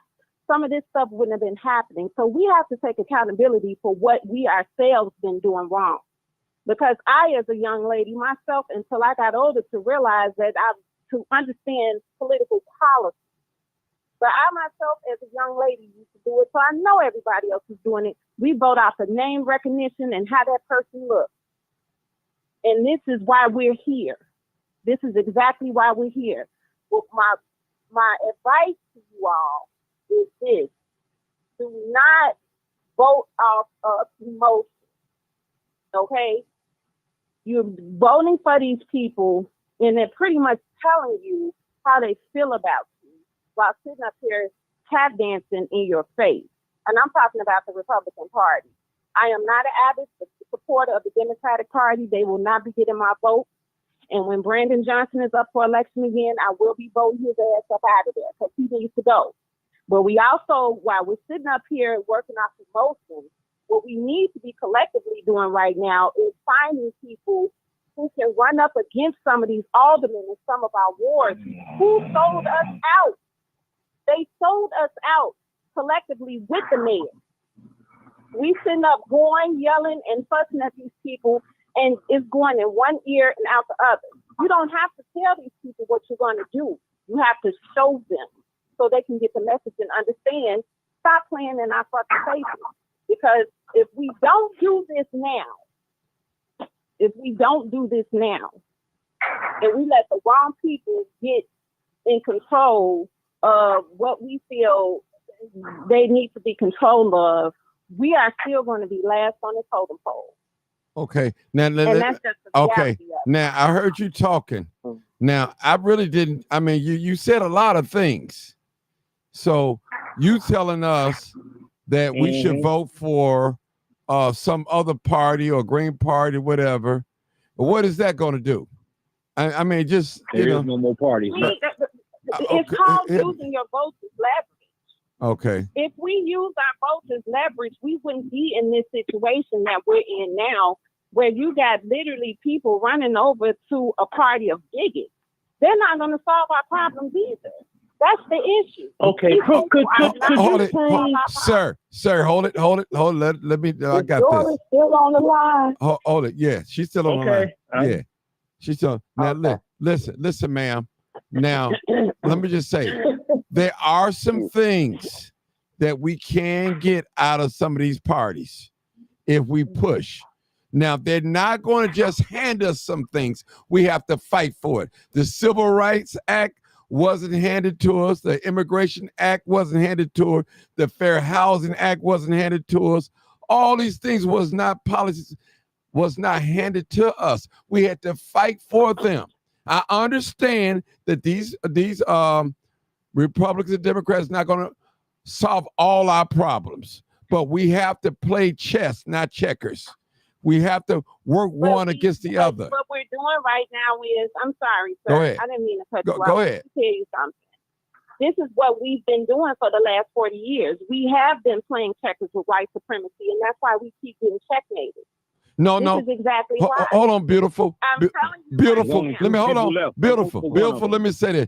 You know how long Chicago been voting Democrats? More than 40 years. More than 40 years. And I'm Go ahead, Mark. More than 40 years now, ma'am. I'm not that old. Okay. I'm just letting you know. I'm educating you a little bit. What I'm saying is, look at the South and the West side of Chicago. What do you think about? There's no racist Donald Trump, MAGA running the city of Chicago. Period. You have 70. You have 70. Hold on, ma'am. Ma'am, I'm gonna let you talk. Ma'am. Listen, I'm not even promoting neither party, but I'm just going with facts. We have 77 communities here in the city of Chicago. All the white communities are thriving. All the black communities are declining. That's all I'm saying. Under the Democrats here. There's no Trump people running this city of Chicago.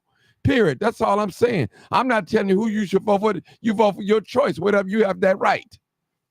But I'm saying, Can I ask you a question? Go ahead, ma'am. Can I ask you a question? You sure can. Do you think that a party full of bigots would want to see the advancement of black people? If you'd have listened to me, I gave you your answer. Anything that we want right now, there's a major concern in the city of Chicago amongst black people. We want to stop this mass migration of illegal immigrants. That's what we really want. And so only people that are only party that's really addressing that, probably what we want are the Republicans. Now, I'm a registered Democrat. I'm just being honest with you. So what are we going to do? What are we going to do? Are we going to vote against our own interests, or what we going to roll with the party? We have to come up with something. That's all I'm saying. Now, we see what's happening. Well, only two people left. What we need to do. We need to There's only two people left.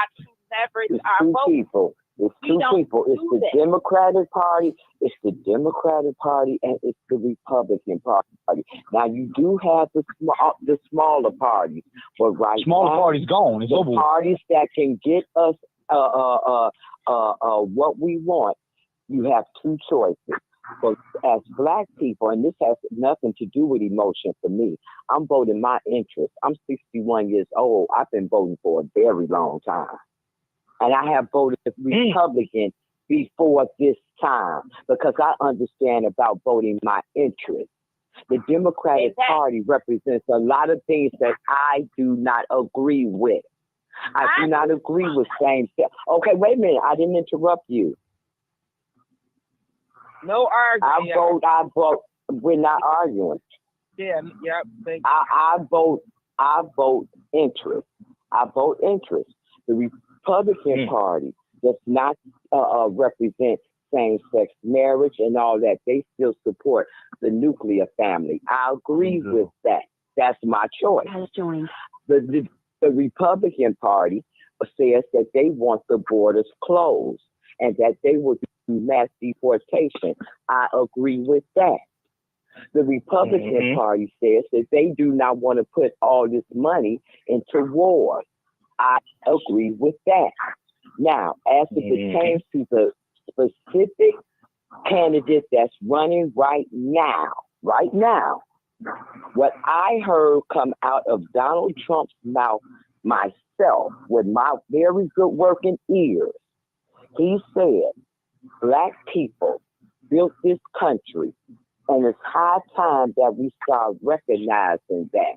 Me, personally, I have never heard no president say that, ever, in my lifetime. I have never heard a president say that.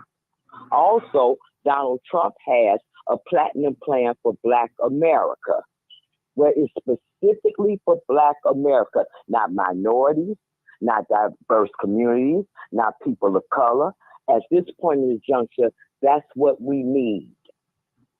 So all this about not bigotry and all this and that, I don't see it, and that's my opinion. At 61 years old, being black, I'm pretty sure I know bigotry when I see it. And bigotry does not sound to me a president saying, black people built this country, and it's time that we start recognizing that. That doesn't sound like bigotry to me. What sounds like bigotry to me is what I witnessed on the DNC, is when you got millionaires, like black millionaires, like Oprah Winfrey, the Obamas, D.L. Hughley, and them trying to make you think that Donald Trump is wrong for being rich when they rich. Hello. So you got a Republican, a Democrat party that's telling you to vote for Kamala Harris because she's a woman, but the Democratic Party just swore in a federal judge that says she don't know what a woman is. You got the Democratic Party telling you about if Donald Trump get in office, he's going to put more federal judges in place when it's the Democratic local judges that's giving our lives the blues on a day-to-day basis. Ooh, speak on it. So these are the things that I know for sure. So it has nothing to do with emotion for me. What it has to do with me is voting what I believe in that are the best interests for my life and my family. And today, that's the Republican Party, whose candidate is Donald Trump. So if he was going to implement that platinum plan, that he listened to Ice Cube, he had 4 years to do it. Why did he? No, he didn't. No, he didn't. No, he did not. No, he did not. He introduced. No, he didn't. He introduced that plan when he ran against Biden, and he did not win the election. Okay, Biden won the election. When he got in 2016, why didn't he implement that plan? He didn't implement that plan. But let me tell you, wait a minute. No. Let me answer your. Okay, will you let me answer your question? Let me answer your question. Let me answer your question. Okay, ma'am. Let me answer your question. First of all, in 2016, if you look at the voting poll, black people didn't even vote for Trump. Trump didn't get in on the black vote at all in 2016. And what Trump did is what every candidate does, every party does, they cater to their base. Trump was not wrong for catering to his base. The Democrats were wrong for not catering to their base. If their base is 80-some% black, they have the responsibility to cater to us because we put them in, not the party that didn't, but as it pertains to that. I want to invite you to look at this video called Queen Bee Reacts. And it's a video of Donald Trump when he was in office his first 4 years. Okay? And he's sitting in the Oval Office and he's sitting around a great big old table and there's nothing in there but black people. Nothing in there but black people. And they are all going around saying about during his first term, all the things that he did to help them with their businesses, to help them with their organizations, that Angela Stanton King was there, that got that law on the books for him now allowing women to give birth while being handcuffed, people that was there that was got that First Step Act that he made to let those people out of jail, that a lot of them was in there behind that crime bill. He did that HBCU funding. He did all those things when black people had not voted him in office at all. Therefore, when he ran his second term, Ice Cube came up with that platinum plan. With that contract for Black America. He offered it to the Biden administration and he offered it to the Trump administration. The Biden administration told him, come back and see me after we get in office. The Trump administration told him to come on and bring it here. When he brought it there, he compared his contract for Black America with the platinum plan that Trump already had.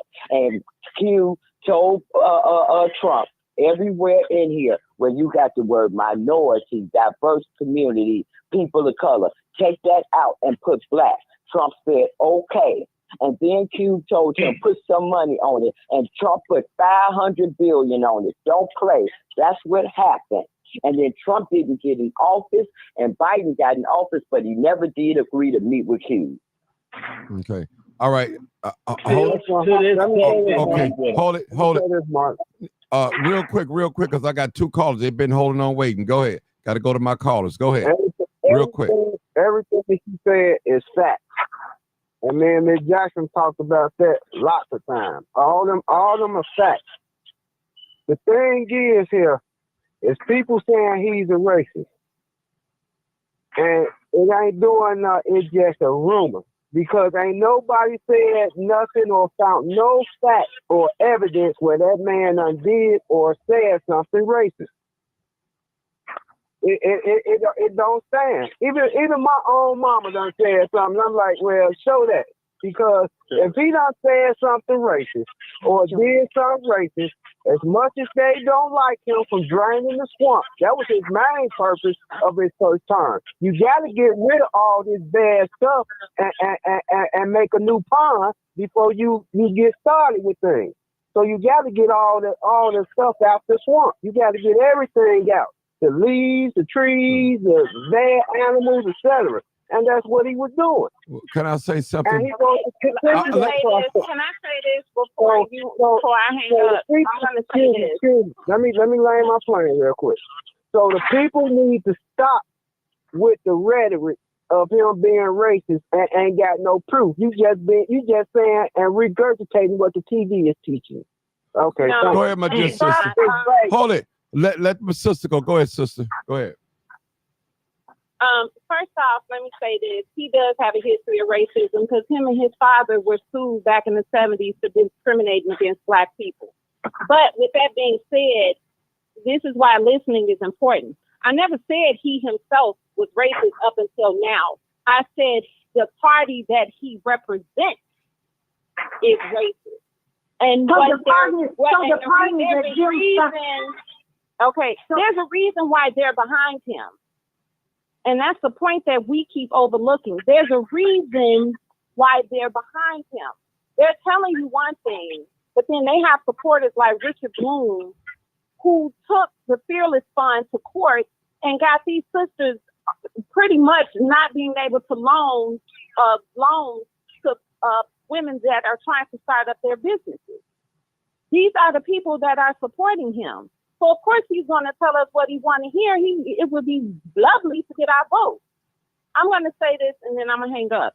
They need every vote that they can get because... Somebody got a question for you. Ma'am. Go. Well, let me say this. White people need all the votes that they can get to help them remain in power because their numbers are dwindling. So they need all the votes that they can to help them push forth policies that's going to help keep them in control. I understand. And second of all, I am not a supporter of the Democratic Party. So explaining to me what the Democrats are not for is falling on deaf ears as far as I'm concerned because I do not support them. So who you support then? I don't support either party. I don't support. Well, the borders need to be closed. I support that. Either party is going to do anything for us. We have to get the border closing the border does for us. Hold it, y'all. Okay. Closing the border does for us. Jessica, hold it for a second. Let her talk. I want Mama Doris to ask her a question. She got a question for her. Could you answer the question before you hang up? Mm-hmm. Go ahead, Mama Doris. What is Jill Stein going to do for us? Repeat that again, ma'am. What is Jill Stein going to do for Black people? What is my sign to do what? No, Jill. What? No, Jill Stein. Jill Stein. What is she going to do for Black people? I said that if I was to vote, I have no plan on voting. I'm sitting this election out because I don't think either party is deserving. Come on. One mic. You said that you were going to be voting Jill Stein. No. I said that if I happen to vote, it will be Jill Stein. That's exactly what I said. And that's because she's against what's going on. What is she going to do for Black people? Ma'am, What is she going to do for Black people? I'm with her because of the Israel-Palestinian conflict. What is going to do for black people? That don't even have nothing to do Sir, with us. ma'am, let them talk. Let them talk. I have not seen a plan about anything for black people. But it's Well, then why are you voting a for party her? of bigots is going to do something for Why black are you people. voting for someone who doesn't? Why are you that I voting? didn't see Young lady. Why are you voting for someone who does not have a plan or an agenda for black people? But you're talking about Israel and Palestine, which is Exactly, Mama Dear, half that's of what I was asking her, ma'am. Could you please clarify what you're saying? Listen, we need one voice. Only people should be talking right now is Mama Doris and the sister. I don't need everybody clobbering on one person. Okay? I want to know, why would you support a candidate who does not have an agenda specifically for black people? And you sit here and talk about you're going to support her because of Palestine. No, that's not what I said, ma'am. I said if I vote. I have no intentions on voting in this election. Okay, what agenda does Jill Stein have specifically for black people? None. She has absolutely none. But you said that she's going to vote for her. I did say that if I do vote, it will be a third party candidate because I don't believe Donald Trump is going to for black people. And the Democratic Party has failed. One other thing to her. I want to say one other thing to her. As a young person, as a young woman, stop coming on these shows, criticizing black people for being emotional. That's an emotion. It's human for people to be emotional about whatever it is they want to be emotional about. But you know what? You are talking about supporting a woman who supports Israel because of Israel and Palestine, but you cannot tell me an agenda that she has specifically for black people. I just told you that I didn't see any agenda for black people on her website. I just literally just told you that. But see, that's what I'm saying. You're responding to me out of emotion because you heavily disagree with what I said. No. I'm responding to you because I'm human.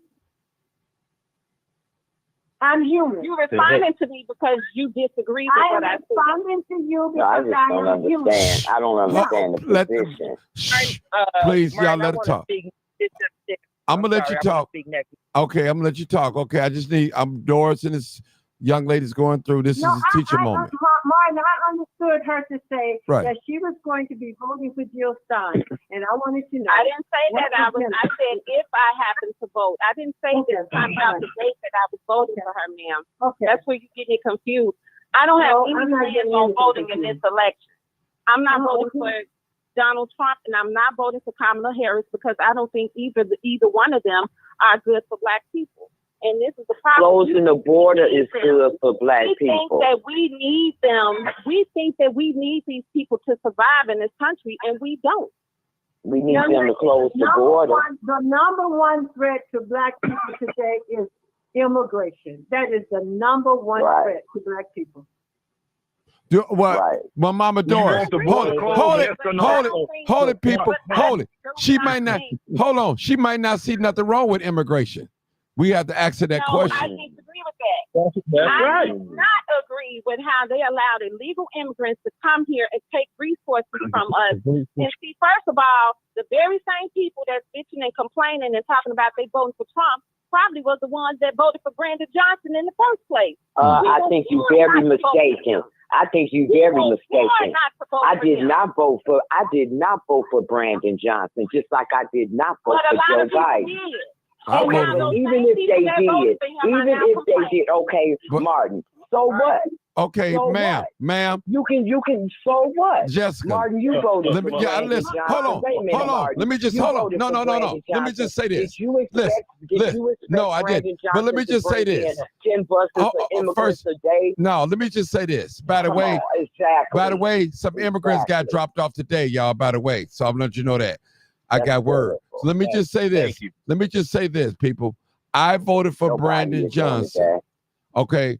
What Brandon Johnson is doing now, sir, what Brandon Johnson is doing now, I didn't expect him to do that. But listen, I voted for him. I'm not going to lie. I publicly stood for him, and I am very disappointed very disappointed. I am, and I can say, and I'm definitely, and I show it.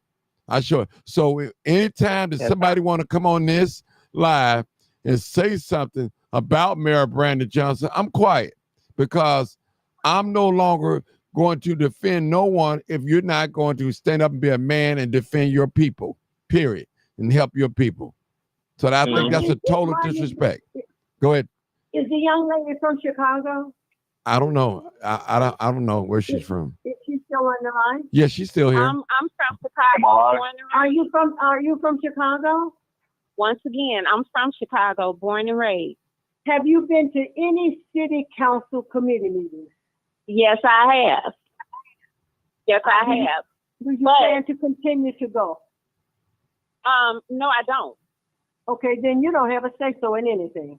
No, yes, I do. No, you don't. Because you Hold it, people. Let her talk. Let her talk. They're going to look at you and be glad that you gone.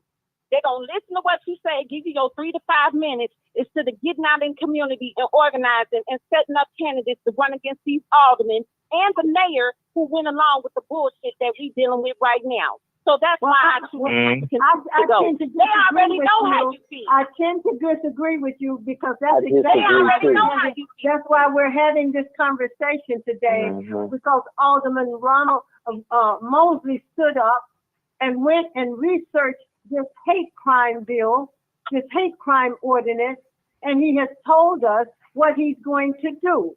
And that's a result of Jessica, Michael, myself, and others being down there and calling them out. It does make a difference. Alderman Mosley stood up. So you calling them out, and guess what? They still gonna be sitting in them seats when you leave. Did you right now, we need to be mobilized. They already know how you feel. Did you just hear me? Okay, well then you mobilize. There are aldermen right now that's sitting on city council that voted for those you're not listening. All of that. We know that. Ma'am. We know that. And finding candidates you can go ahead and do that. Hold it, y'all. Hold it, ma'am. Hold it. Caller, this the young lady's talking. Maybe we need to put you in front so you can organize and help us out, show us how things to be done. I'm open for that too. I will support you on that. I will support you. So I'm just this is what I don't want to happen. Let me just say this, Doris. I don't want nobody that think different from the rest of the panel get on here and get clobbered. I don't want that. But I want them to be educated. I want this to be a safe space for anybody to speak what they believe or what they feel is right. Whether they agree with us or not agree with us, but I just want that. But what I don't want this yelling and screaming back and forth because it's not good for the audio, people. It's not good. We're grown people and we're trying to learn. I'm okay with us talking back and forth, but that yelling and screaming back and forth one another, it turns people off, and it turns people off from wanting to call. That's all I'm asking.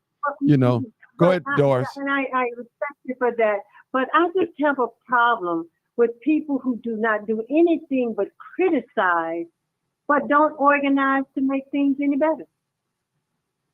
But how do you know that, ma'am? You don't know me. Just because I'm not sitting at your table don't mean that I'm not sitting at nobody else's table.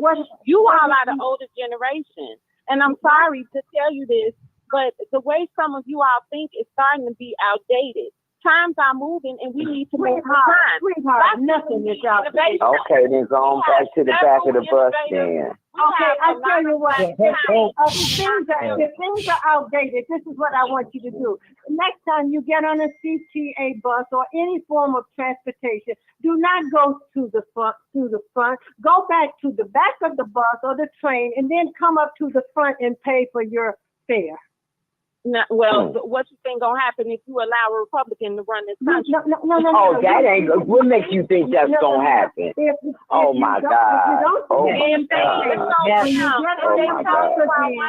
When you get on the bus again, or the train again, go to the back of the train and come to the front. One voice. Pay your fare. One when voice. You go downtown to one of those hotels down there. Don't go to the hotel, to the bathroom from the front. Go from the back.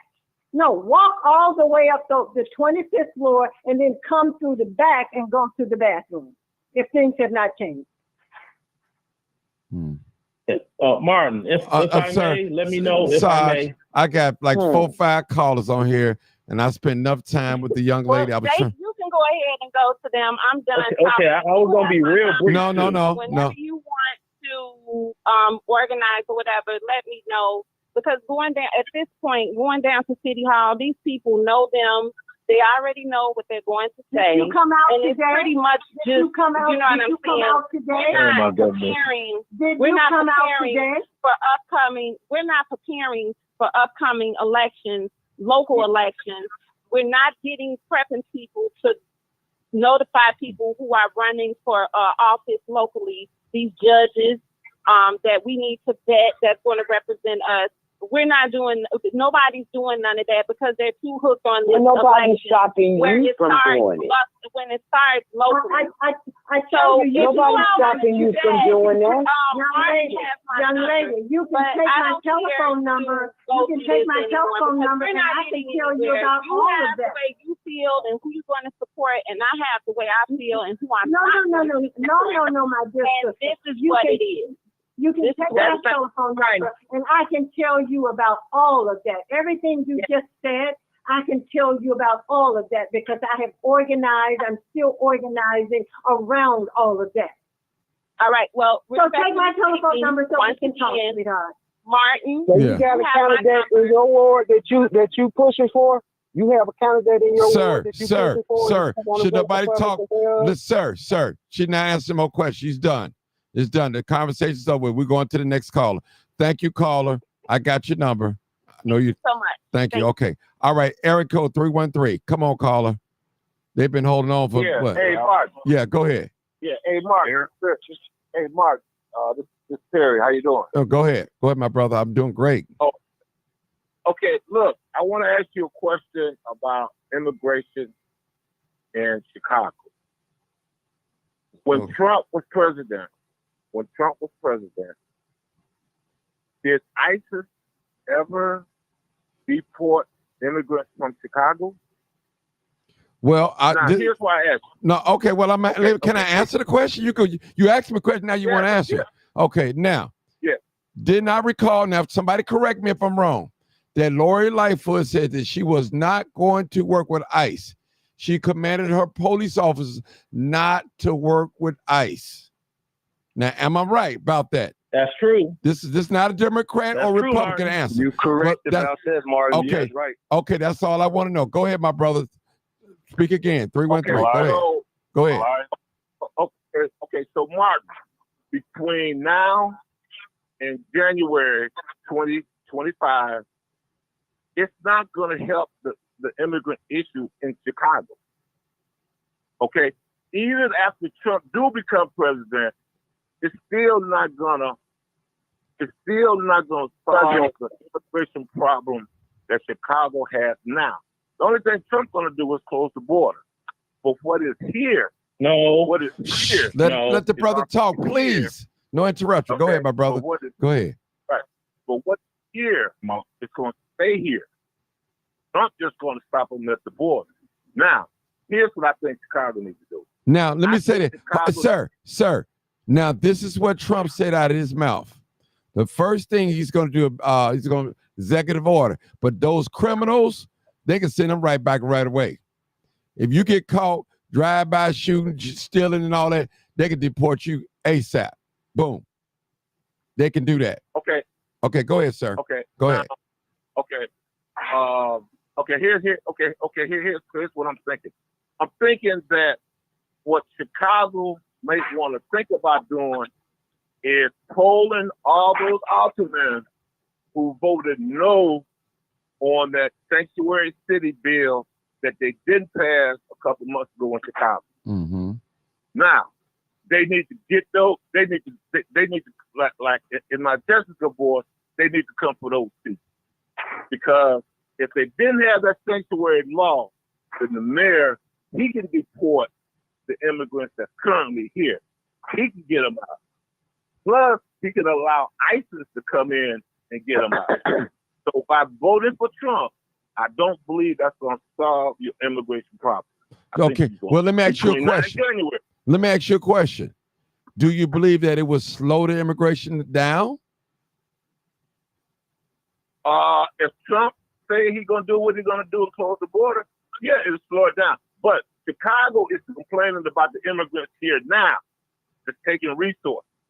That's their issue. I don't want them to be misled to think that once Trump gets in office, he's going to deport the ones out of Chicago. He cannot do that because Chicago is a sanctuary city. So let's be clear about that. He can make an order as president that there are no more sanctuary states. That's right. Due to the disaster that sanctuary states have caused. My question then is, why didn't he do it when he was in office? Because we didn't have the wall, problem and we didn't have the problem when he was in office. But he did, in fact, build the wall. And he did when he was in office. Hold on. Let me just say this. Hold it. Let me just say this, people. Let me just say this, Marcus. Let me just say this. There was not an influx of immigration millions coming over like that. Okay, that millions. Now they was coming. They was coming. Now don't get me wrong. They've been coming. Right. But they ain't never opened up the border, and caravans at a time came in at a time. That has never happened in America. Immigration been going on since forever, but not like this. Under the Biden administration. Hold on. Mama Doris talking. Under the Biden administration, it's been about 8 to 10 million immigrants who have come into this country. Now, let me just share one thing with you. Mississippi is a Republican state. In 2022, one of the poultry companies in Mississippi had about 500 Mexicans working there. ICE went into that company and removed all 500 of them.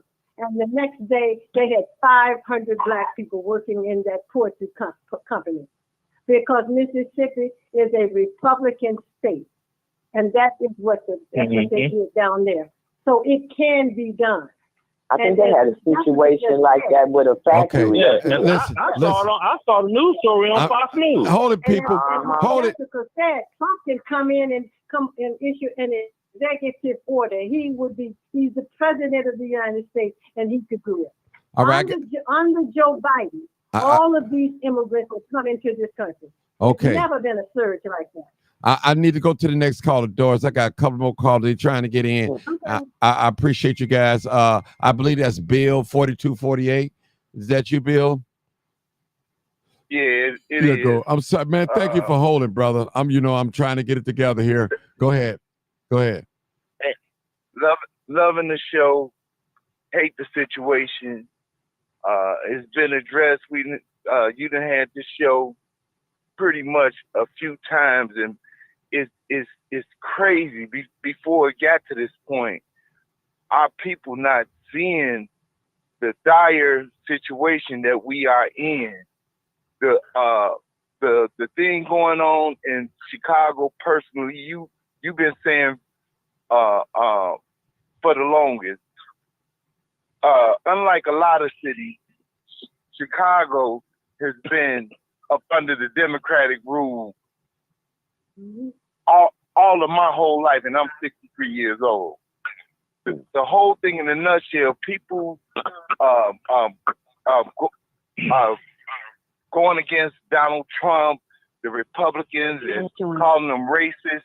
We living in a racist system, period. So just like you said, you don't know if you work for a racist at your job. But we do know that racism exists, and for the most part, this whole system is racist. But right now, you can't worry about the local election, the mayoral election. What's at hand right now is two parties, the Democratic Party and the Republican Party. And right now, the Democratic Party in this administration has shown what they think of Black people and with their dedicated vote for the last 60, 70 years. So this is the time to stand up. If you don't do it, no other time. I understand people have a right to vote the way they want to, but you have to take a stand in order to get some results. I don't care if the Republican Party, Donald Trump, lie or not come through in with what he's been saying his platform and policy is going to be. But at least as a black person, you'll be making a stand against what's been thrown in your face for the last 60 or 70 years and then putting other people in front of you. Now, the thing that's really scary, and somebody could correct me, and you or anybody on this panel, we're in a very scary time, man. You got these boule, everybody that you see from the Democratic Party that's prominent, D.L. Hughley, Steve Harvey, Oprah, all of these prominent people, Steph Curry, all of these people that's endorsing Kamala Harris. But you're not seeing any of our prominent people that oppose or saying they're going to vote Republican. Now, this is the real scary part, because I understand they work hand in hand to get their total agenda accomplished. Never in my history or my life of living have I seen in an election people from the opposite party representing, like the Republican people that's saying they're gonna endorse Kamala Harris. I've never seen that. So it's a scary time that people are coming out to endorse something that's for the most part is ungodly. It's ungodly, the majority of their policies. And the fact that you are spitting in a people's face that you have neglected for over a century. It's a scary time. Now, correct me, have you, Martin, or anybody seen a Republican endorse publicly on TV, go to the rally and support a Democrat? Have you ever seen that? Yeah, I've seen it. You had some Republicans that endorsed Kamala. Hold it. He asked me, Sarge. I'm gonna tell him. It is. Let me just say this. I'm gonna let you go. In the DNC, they had a Republican endorse Kamala. They did have that. That's in the DNC. I didn't go. Y'all know I was out there with the Palestinians, but I did see that on that. So I did see that. I'm just here to tell the truth, people. Hey, you vote your choice, but hey, but go ahead, Mr. Okay, Martin, I'm talking about. Go ahead, Martin. Prior to this election, I've seen it's been several Republicans. That's what I'm speaking on in this election. That's saying they're gonna endorse Kamala. I haven't seen that prior to this, man. If they were going to endorse the opposite party, they usually kept it to themselves and didn't make it public. And that's scary to me. Have you seen it before this election, or if anybody else on the panel, have they seen it before this election? No, man. We've seen it during it. The election haven't came yet. So what I'm saying is, at the DNC, again, they had some Republican guy that endorsed Kamala publicly at the convention. He was. Martin, that's what I'm saying. Martin, get on what I'm saying. I understand. That's what I'm talking about. And at this DNC and afterwards, I'm talking about prior Biden. I've never seen it. I have. Never. I have. I see. Hold on. Let me say this. I have seen Colin Powell endorse Obama. I've seen it. Yeah. Okay. I remember that. I've seen that But twice. Twice. Not that. And that you know what? I forgot about that. And Twice. That's the only time that I remember. Okay. I haven't seen masses of people. I understand what you're saying. That were it don't be massive. Public figures. But you just saw JFK go from the Democrats over to Republican with Trump. And that Tulsa lady, Tulsa Gabby, go from Democrat over to Republican with Trump. And that other one that just did it, I think in Arizona, went from Democrat to Republican. So it's happening. It doesn't happen in mass numbers, but it is happening on both sides. Right. Now. Right. And that's scary to me because they have never did this. Besides, like Martin said, Colin Powell. Prior to that, you didn't see this kind of action, and it's a scary time. But more so than anything, my thing is, if you Black, you need to make a stand against what's been, I'm not gonna say holding you back, but what's been playing in your face. But what's even scarier is that they're sending illegals to our community. That revolution clip, y'all know that they were outside of South Shore International College passing that out to children. Sister, they targeted sister, you know I love you, but I got some people in front of you. I love you. Matter of fact, I skipped over Reb the Barber. I'm sorry, he was on here before Bill. Reb the Barber, I'm so sorry. My apologies if you still there. That's all right. He was there at the RebCon meeting today. He came a little later, I guess, but he was there. Tell us about your experience real quick. Go ahead. I'm not going to rush you. Go ahead. I was out there. I was about, 40 minutes late. I'm actually happy that I was late. I kind of wish, in a way, that I didn't show up, but I did it on behalf of Mother Dora. I want to thank her for her fight in a way that she do for the liberation of our people. Not many people pretty much stand with truth as she do.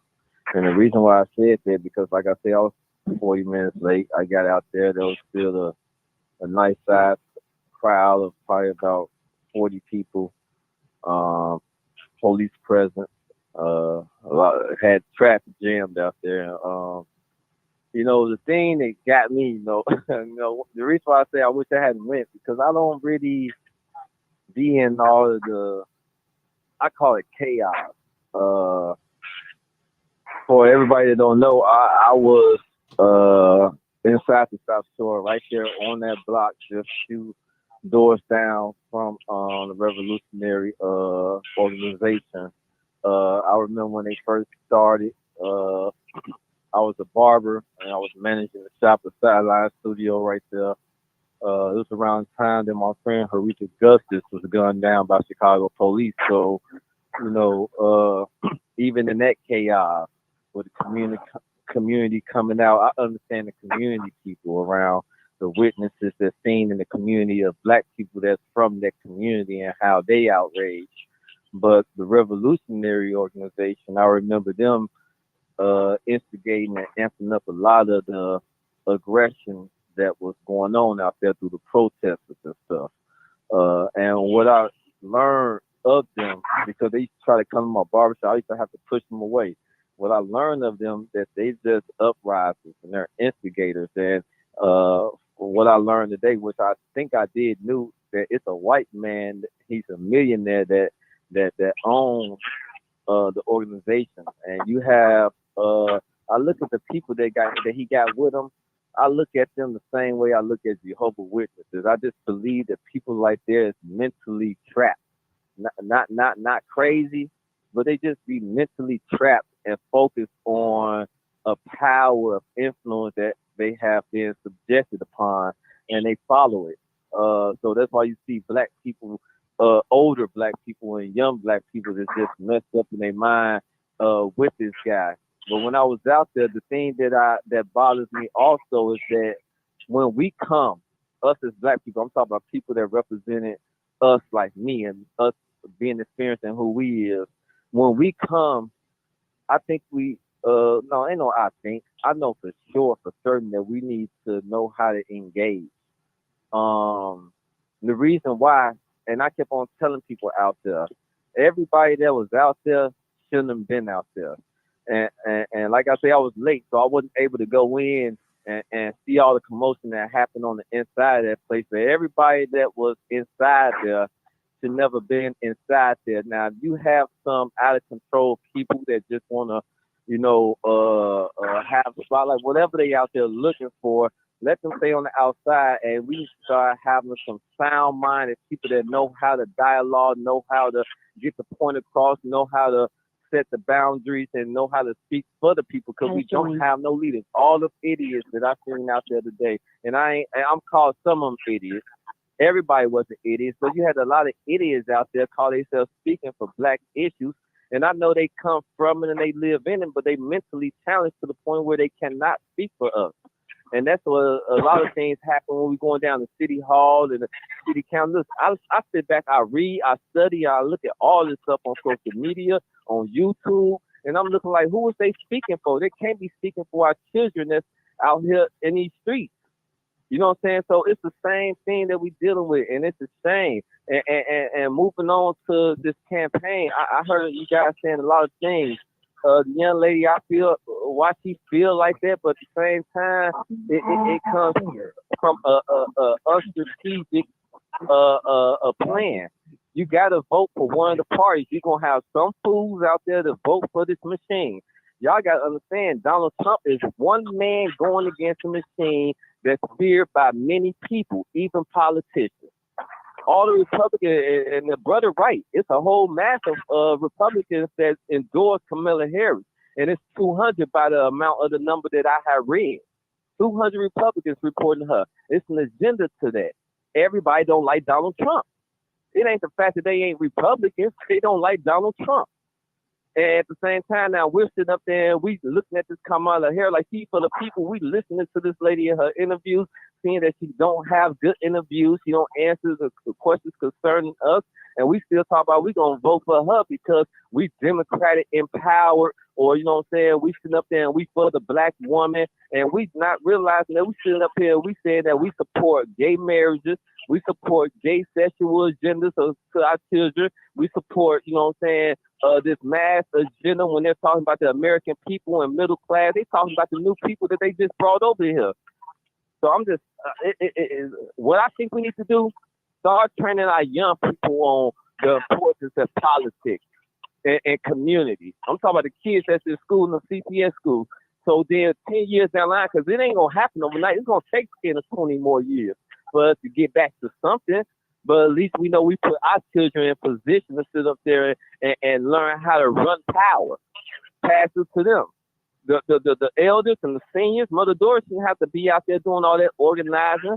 That young lady should be quick to get with her and learn from her. See why Mother Doris thinks like that. So if you're thinking in an immature way, you know how to think better than what you think. You know what I'm saying? Like that's what needs to start happening. People was out there to support Mother Doris. You know, Mother Doris, she spearheaded what you attended today on 71st Street. Now, far as people speaking, we know even Mother Doris herself, she don't speak for every black person. But she's speaking, she always iterate, I want my grandchildren to be better. So they have so they can be able to compete and all that. So don't one person speak for every black person. So you can cast that out. I want to help you out on that. Even myself, and I figure I love black people, but I don't speak for every black person because all black people are not on the same agenda. Some of us, we comfortable for the way things are, and a lot of us are not comfortable with the way things are. You know, so and that's true. So when I hear people say stuff like you ain't gonna get a mass of all the black people in America come together. You know what I'm saying? To spend no money, to stop spending money with this system. That ain't gonna happen. So people need to stop saying irrelevant things that's just impossible. Okay. No, well, you got black folks that love white folks more than they love black folks. Real, let me help you out with this. We don't need, hold on. We don't need every black person. We just need the majority of black people. We need the majority. The majority usually wins when we do a boycott or something. If we got like 60% of black people here in America to join on board to fight for this illegal immigration, we can win with no problem. We don't need every black person to agree with us. Every white person don't agree with each other. It's just the majority, they get the majority of their people. And that's how they get policies and get things done too. So we have to have the same mindset. We can't expect every black person, even your minister, even your people that you preach to every Sunday. Everybody's not there for salvation. Some just there probably for entertainment, to find them a husband or a wife, or just want to be around people that's just nice, a nice atmosphere. So we all have to get on one accord and have a like mind together. That's all I wanted to say. I'm not trying to jump down your throat, nothing like that. But I'm not doing agree with you. I'm not doing that. I want to end with this, because I keep on hearing the power of the vote, and there will always be power in the vote when it comes to us black folks. Well, I would love to see happen in these days, not only in this election, but going forward, is us understanding that like this because we go in there to that ballot. Of course, Eric, you can walk, whether you can't walk, you know how to get to that ballot and say you want to vote for this person, this person. But it's the time before you get to the ballot that you need to learn the values of knowing how to vote. We don't know how to vote. We don't. We wait into presidential elections and say that's a vote that matters, and find out that delegate votes that matter. But when it comes to like our Chicago vote for mayors, representatives, and things like that, you know, we don't know how to vote. We don't know how to campaign. We don't know how to put somebody behind the right person. You know what I'm saying? So we need to learn how to do that the right way and stop waiting until it's too late and say, well, we should have did it then. We don't know what judge is doing what until they get into the spotlight and say, man, well, they done locked up 10 black people for 1 million years. That's when we started saying, but shoot, if we had voted and knew who was running, we would have never put that judge in position. Let me just say this, and I'm going to say this on behalf of Doris. I think she will agree with me. That's why reading is fundamental, people. Reading and comprehension. When you able to read and comprehend, life will be much easier for you, any one of us. But if we just take what people give us, or we just sign on a line, and this is what we get. We have to read, people, with understanding. We have to read. We have to research. And nobody's going to lay freedom in our lap, if I may use that term. We have to fight for it. We have to study for it. We have to long for it. We have to read, people. If you don't read, you're going to be left behind. And I'm quite sure Mother Doris can agree with me on that. You have to read, people. We have to read. We just can't sit and wait and let people just put information on us. We have to be able to open up a book, open up a pamphlet, ask questions. Read. We have to read, people, as a race of people. Let me go to the next caller. 8119. Come on, caller. Then I'm coming to you, my dear sister. 8119, area code. Not. Go ahead. 80. I can't hear you. 8119. Yeah, I hear you now. Go ahead. Turn down Facebook, your YouTube, whatever you on. Turn that down completely, so you can hear me. I'm not on nothing, so okay. Well, come on. Nothing. I can hear you. Come on. Didn't I come? Yeah, I just want to. I talked to you already. You had a chance to talk already, didn't you? Yeah. But go ahead. Go ahead. I'll give you a few minutes. I gotta go. I'm trying to get all my new callers in real quick. Go ahead. Right. I just want to say this here. As a person speaking, so it is. So we can speak something into existence where, as you say, the majority of us can make something happen. Yes, sir. It's been boycott.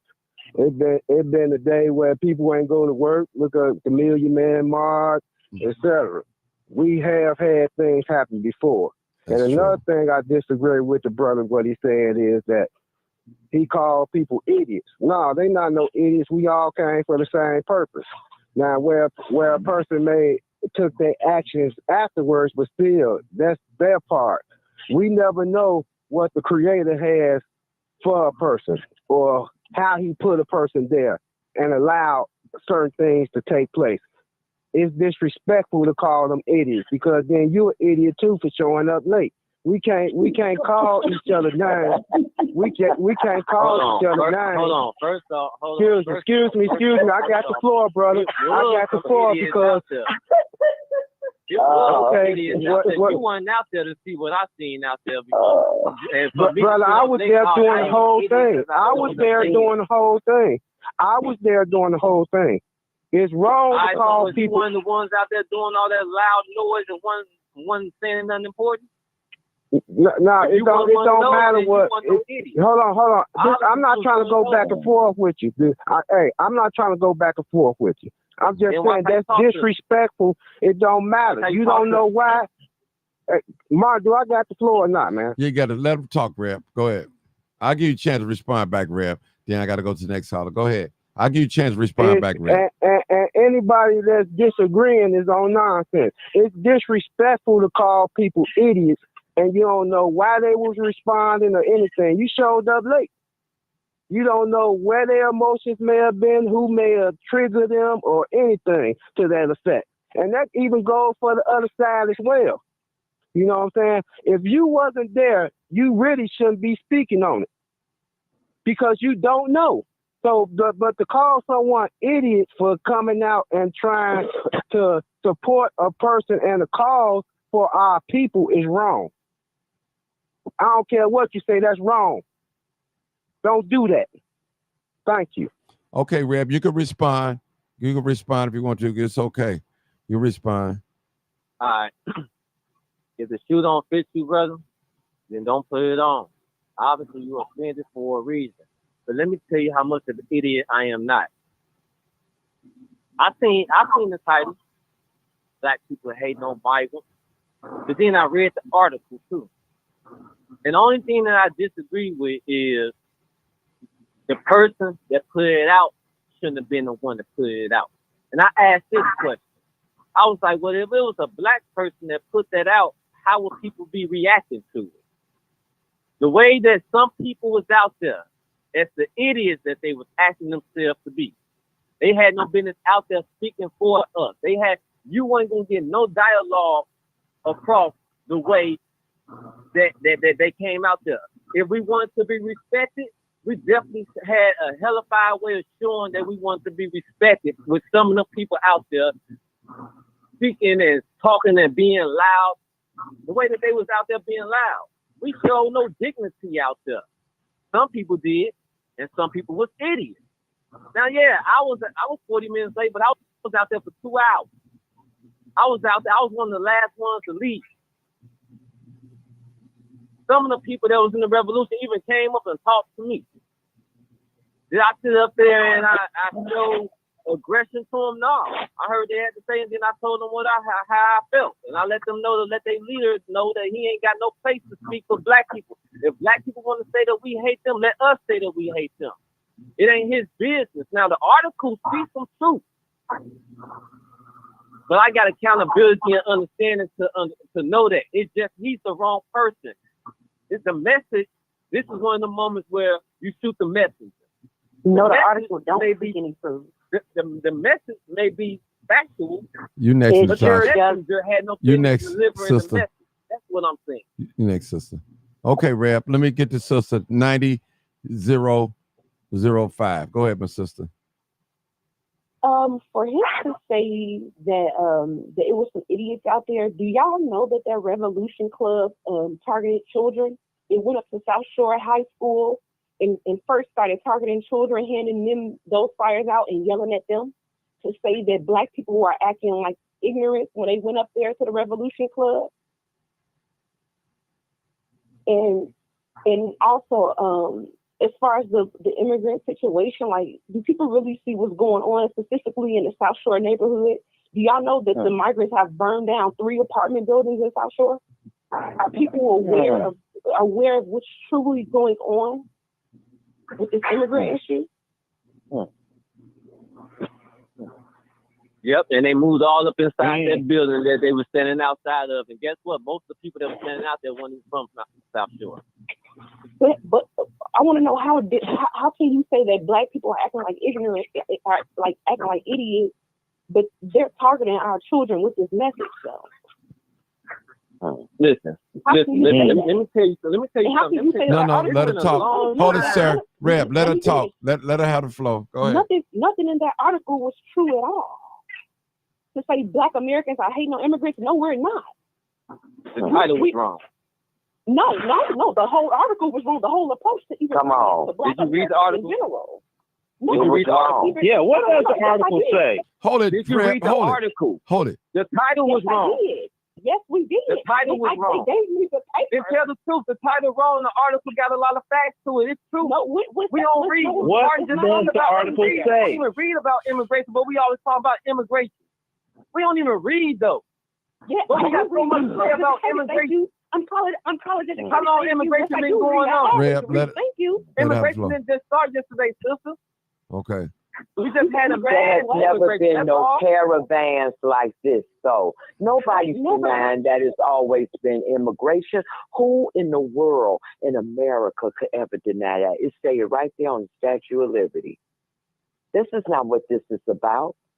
Something clearly happened in 2022 when they opened up that border. Something happened that has never happened before. Come on. That's not the same thing. That's to say that immigration is always happening. It's not the same thing. Come on. Okay, people. Let's get the floor back to 9005. Let's give the floor back to her. Come on, sister. I'm a Gen Z community. I'm 27 years old. I've never seen this in my life. I've never seen this. Well, I've lived in South Shore in my life, all my life. I've never seen anything. You know who's seen this? Hey, Reb, give her the flow, Reb. Don't cut off. Let her talk. Let her talk. Nobody has. We have never seen mass immigration like this to where resources. They're giving them all the resources they can be giving us. We've never seen this. My grandmother died. She's lived in South Shore for 60 years. We've never seen this. Okay. Now, sister, I want to help you out a little bit, okay? Give you a little history, and I'm going to challenge you, okay? Now, this is nothing but history repeating itself. This happened back in the 20s. It happened back in the 20s, okay? And so what I need you to do, I'm going to challenge you to go research it, okay? I can give you the answers, but we had an immigration problem back in the 20s. And we had to fight Black people because what it was happening was it was taking all our resources. So this is the same thing that came right back up. Mama Doris can tell us because she gave me the book. I got the book right here to read on. She said, Martin, this is nothing but history repeating itself. So I'm challenging you as a young lady, you're 27 years old, go read up on This Is Nothing New. We had to force U.S. to close the borders because they had 1 year they let over 1 million some immigrants in. And these was white immigrants, and they were taking all the factory jobs and leaving us out. We were skilled. So when the war came, it stopped all that. Then that's when all the companies was calling Black people to work. We was growing up, we was coming up north. All of the Irish. You're right. That's what I'm saying. Just do a little research. I'm not trying to make you look bad. That's all. Hold on. Let Mama Doris talk. Go ahead, Mama Doris. Go ahead. Mark, I want to give my number out, and I want people to call me, and I will give them a book to read that will fully help them understand what is going regarding this immigration. It really goes back to the 1800s, but it was in 1865. The Johnson-Reed Act in 1924. That act put a stop to the surge of immigration. Yeah. But we have never had a surge of immigration like we have had under the Biden administration. Right. This is new. This is something. This is different. This is different. Right. Y'all let one mic. Right.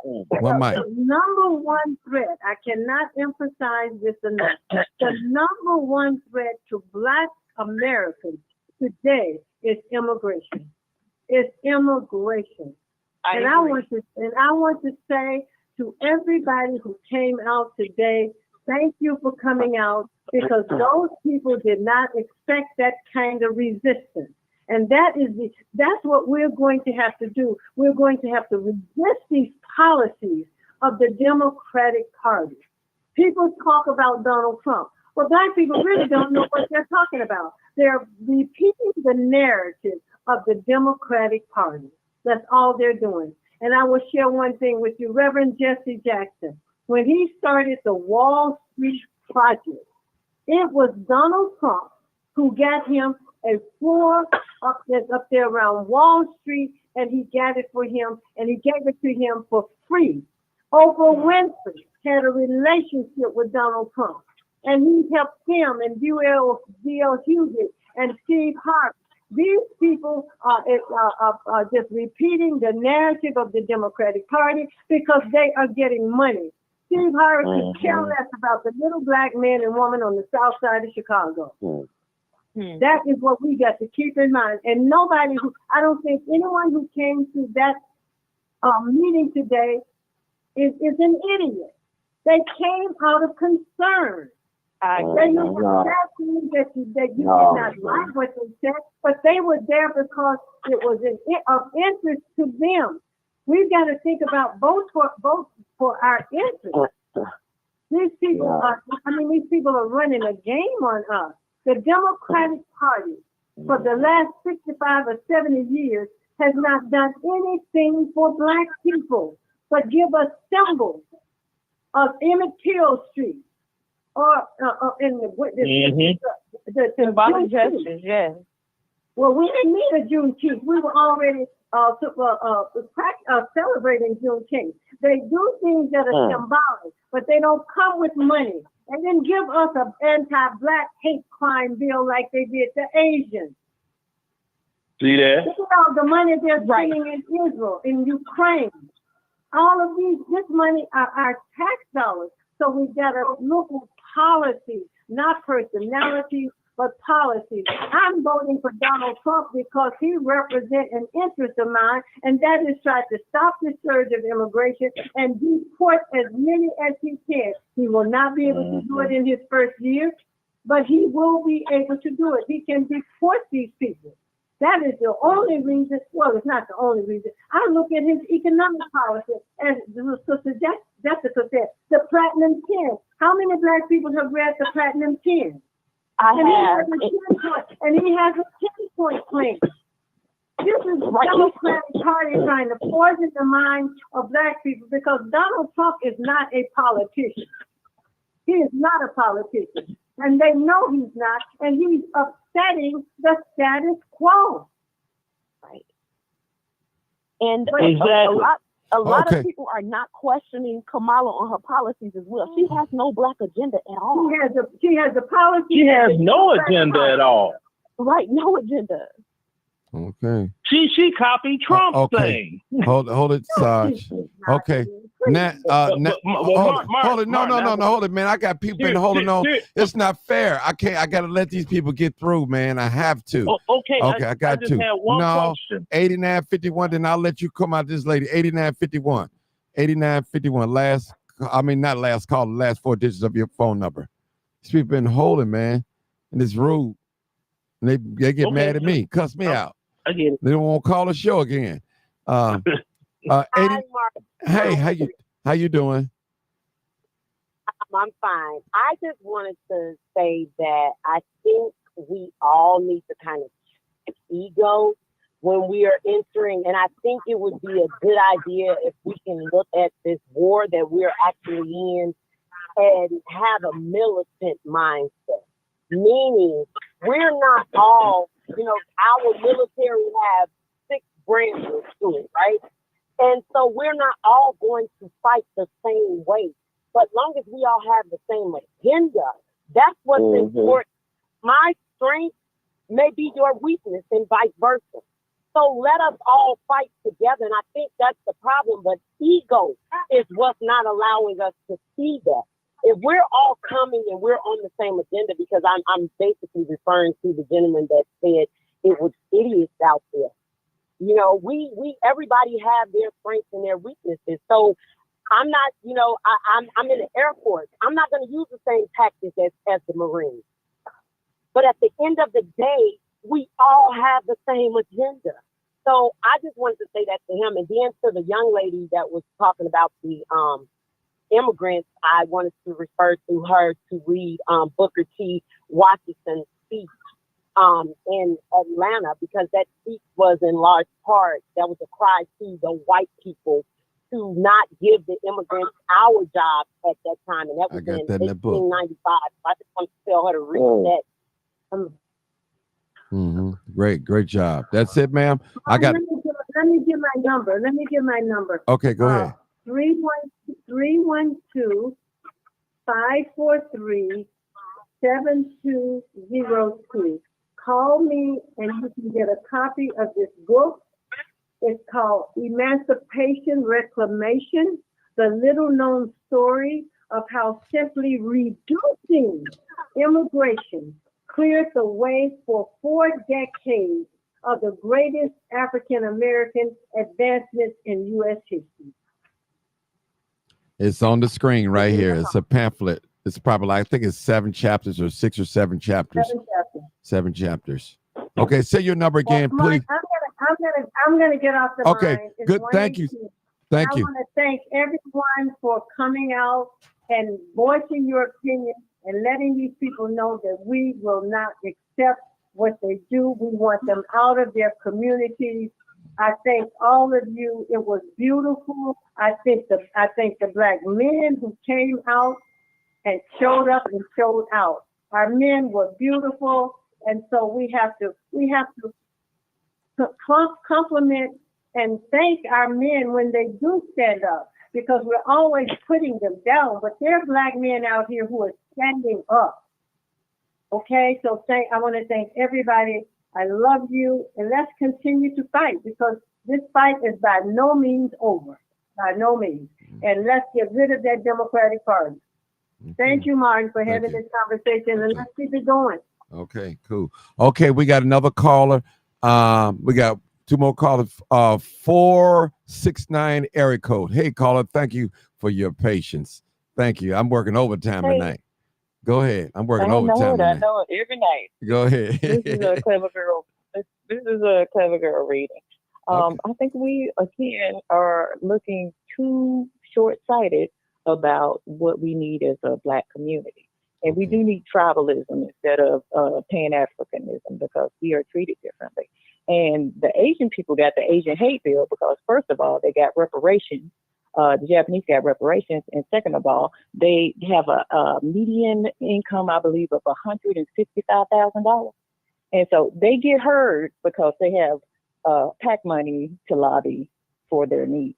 We don't have that because we're looking so short-sighted at the things that are going on in our community. Like, we need to get the immigrants out of here. We need blah, blah, blah. And that's true. However, the brother who said we need to look 20 years out was correct, because we don't have social economic wealth. And because we don't have socioeconomic wealth, we are at the whim of anybody who is in office. They don't have specific, y'all saying Trump has specific laws for us, or in Democrats are saying Biden and Kamala might have, Kamala, however you say that, might have, don't have specific laws for us. They're all racist. None of them have specific laws for black people. They don't have to get them. They don't have to have them for us, because we're going to just go along anyway.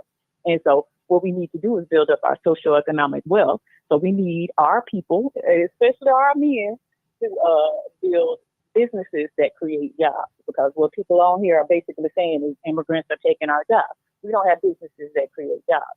And what that socioeconomic wealth will do is, first of all, shield us from racism, and it'll also insulate us from job loss and stuff like that. And what socioeconomic wealth also looks like is having our own schools to prevent classroom to prison pipeline. It looks like our own hospitals because we have implicit bias and racism in hospitals, and Black women die more in childbirth than anybody else. We need our own banks so we won't have predatory lending practices. We just bought some land, and I tell you, they made us jump through some hoops that they didn't make nobody else jump through.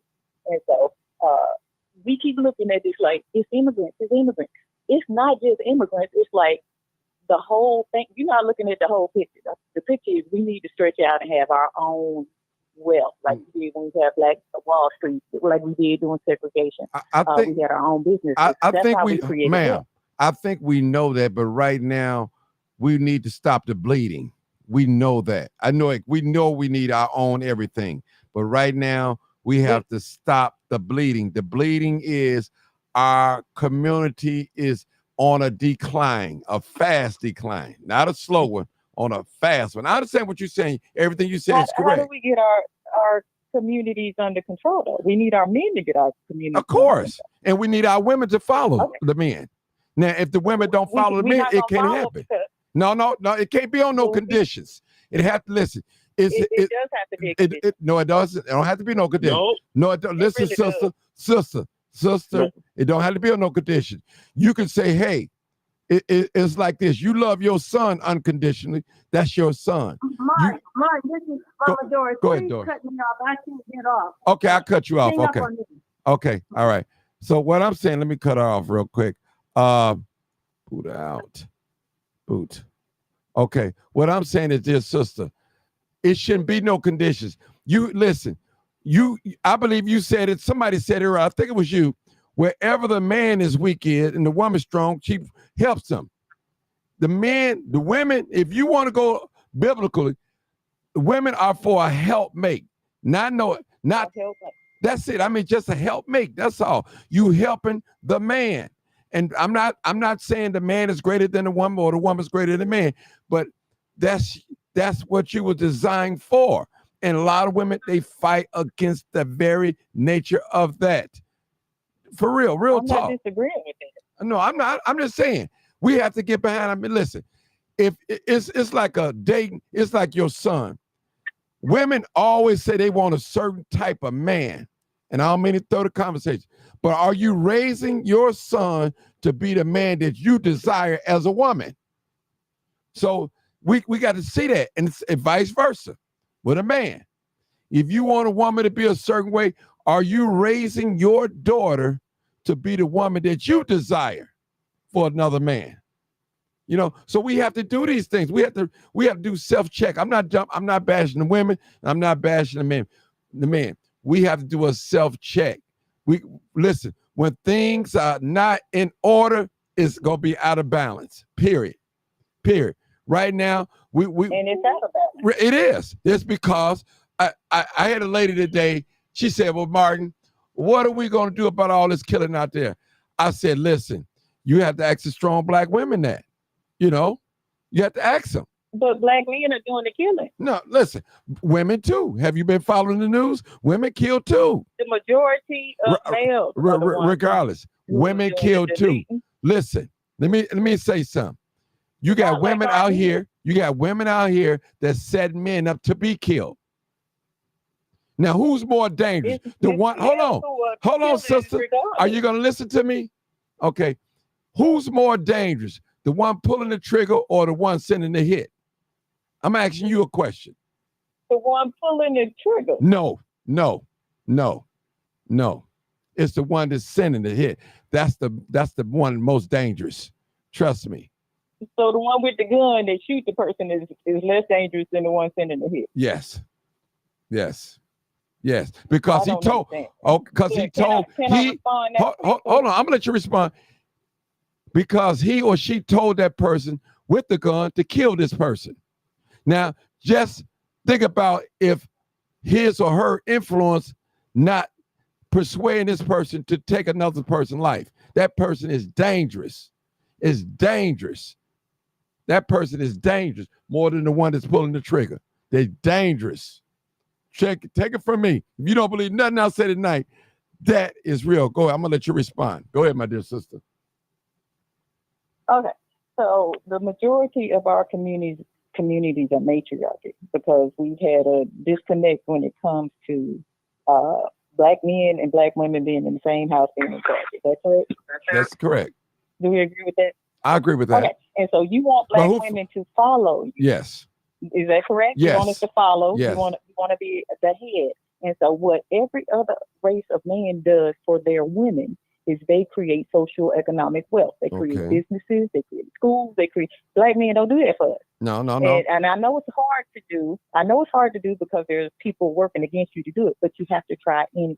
Okay, so since you hold on, you want us to help you do this. Now since you know that, you want women. Hold on, since you know that, what are you doing about it? We're in. What you're saying is women are in charge. So how do you get? No, this is how you get a strong black woman. But what I'm saying is, hold on. First of all, where does strong black woman stuff come from? You know, where that come from? Where that come from? I'm trying to tell you from the 60s when black men that's feminist movement left the household. No, hold on. Black man, hold on, sister. Hold it. I don't know how old you are, but black men never left the house. He was bought out. He was exchanged for. Hold on. Have you ever seen a picture, Claudine? And that's real. That's real. Thank you, Mark. Have you ever seen a picture, Claudine? The movie Claudine, ma'am? I don't know how old you are. Okay, I need you. I really need you to watch it, please. Go buy the DVD or order it on Netflix or something. We can look at the Moynihan report. Right. So what I'm saying is, let me explain you something. Listen, right after the civil rights movement, they killed Martin Luther King. The white man came to these sisters, hey, we're going to offer you a place to stay, money and all that, but the man, he can't live there. I lived through that. My father had to leave the house when the caseworker came. I witnessed that with my own eyes. I'm 55 years old. If God say the same, I'll be 56 next month. I witnessed that.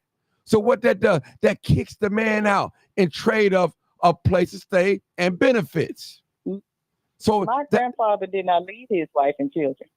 So it's a choice. But ma'am, I'm just telling you. I'm telling you, this is fact, ma'am. I'm just telling you. I witnessed it. My father could not be in that house as long as my mother was receiving. Be in the house if he didn't pay for his wife and children. Nobody said they had to leave the household. It said if they get benefits, the man couldn't be in the house. Of course. And so now, the man decided to leave and give his wife. Hold on, man decided to leave. No, ma'am. How old are you, ma'am? I'm in my 50s. You in your 50s and you talking like this? See, this is what the disconnect is. No, it's no disconnect. No, I mean you you're wrong. You could be 50 to 59. Yeah. It's neither here nor there. The disconnect is that y'all want women to follow y'all, but you don't provide the conditions for us to do it.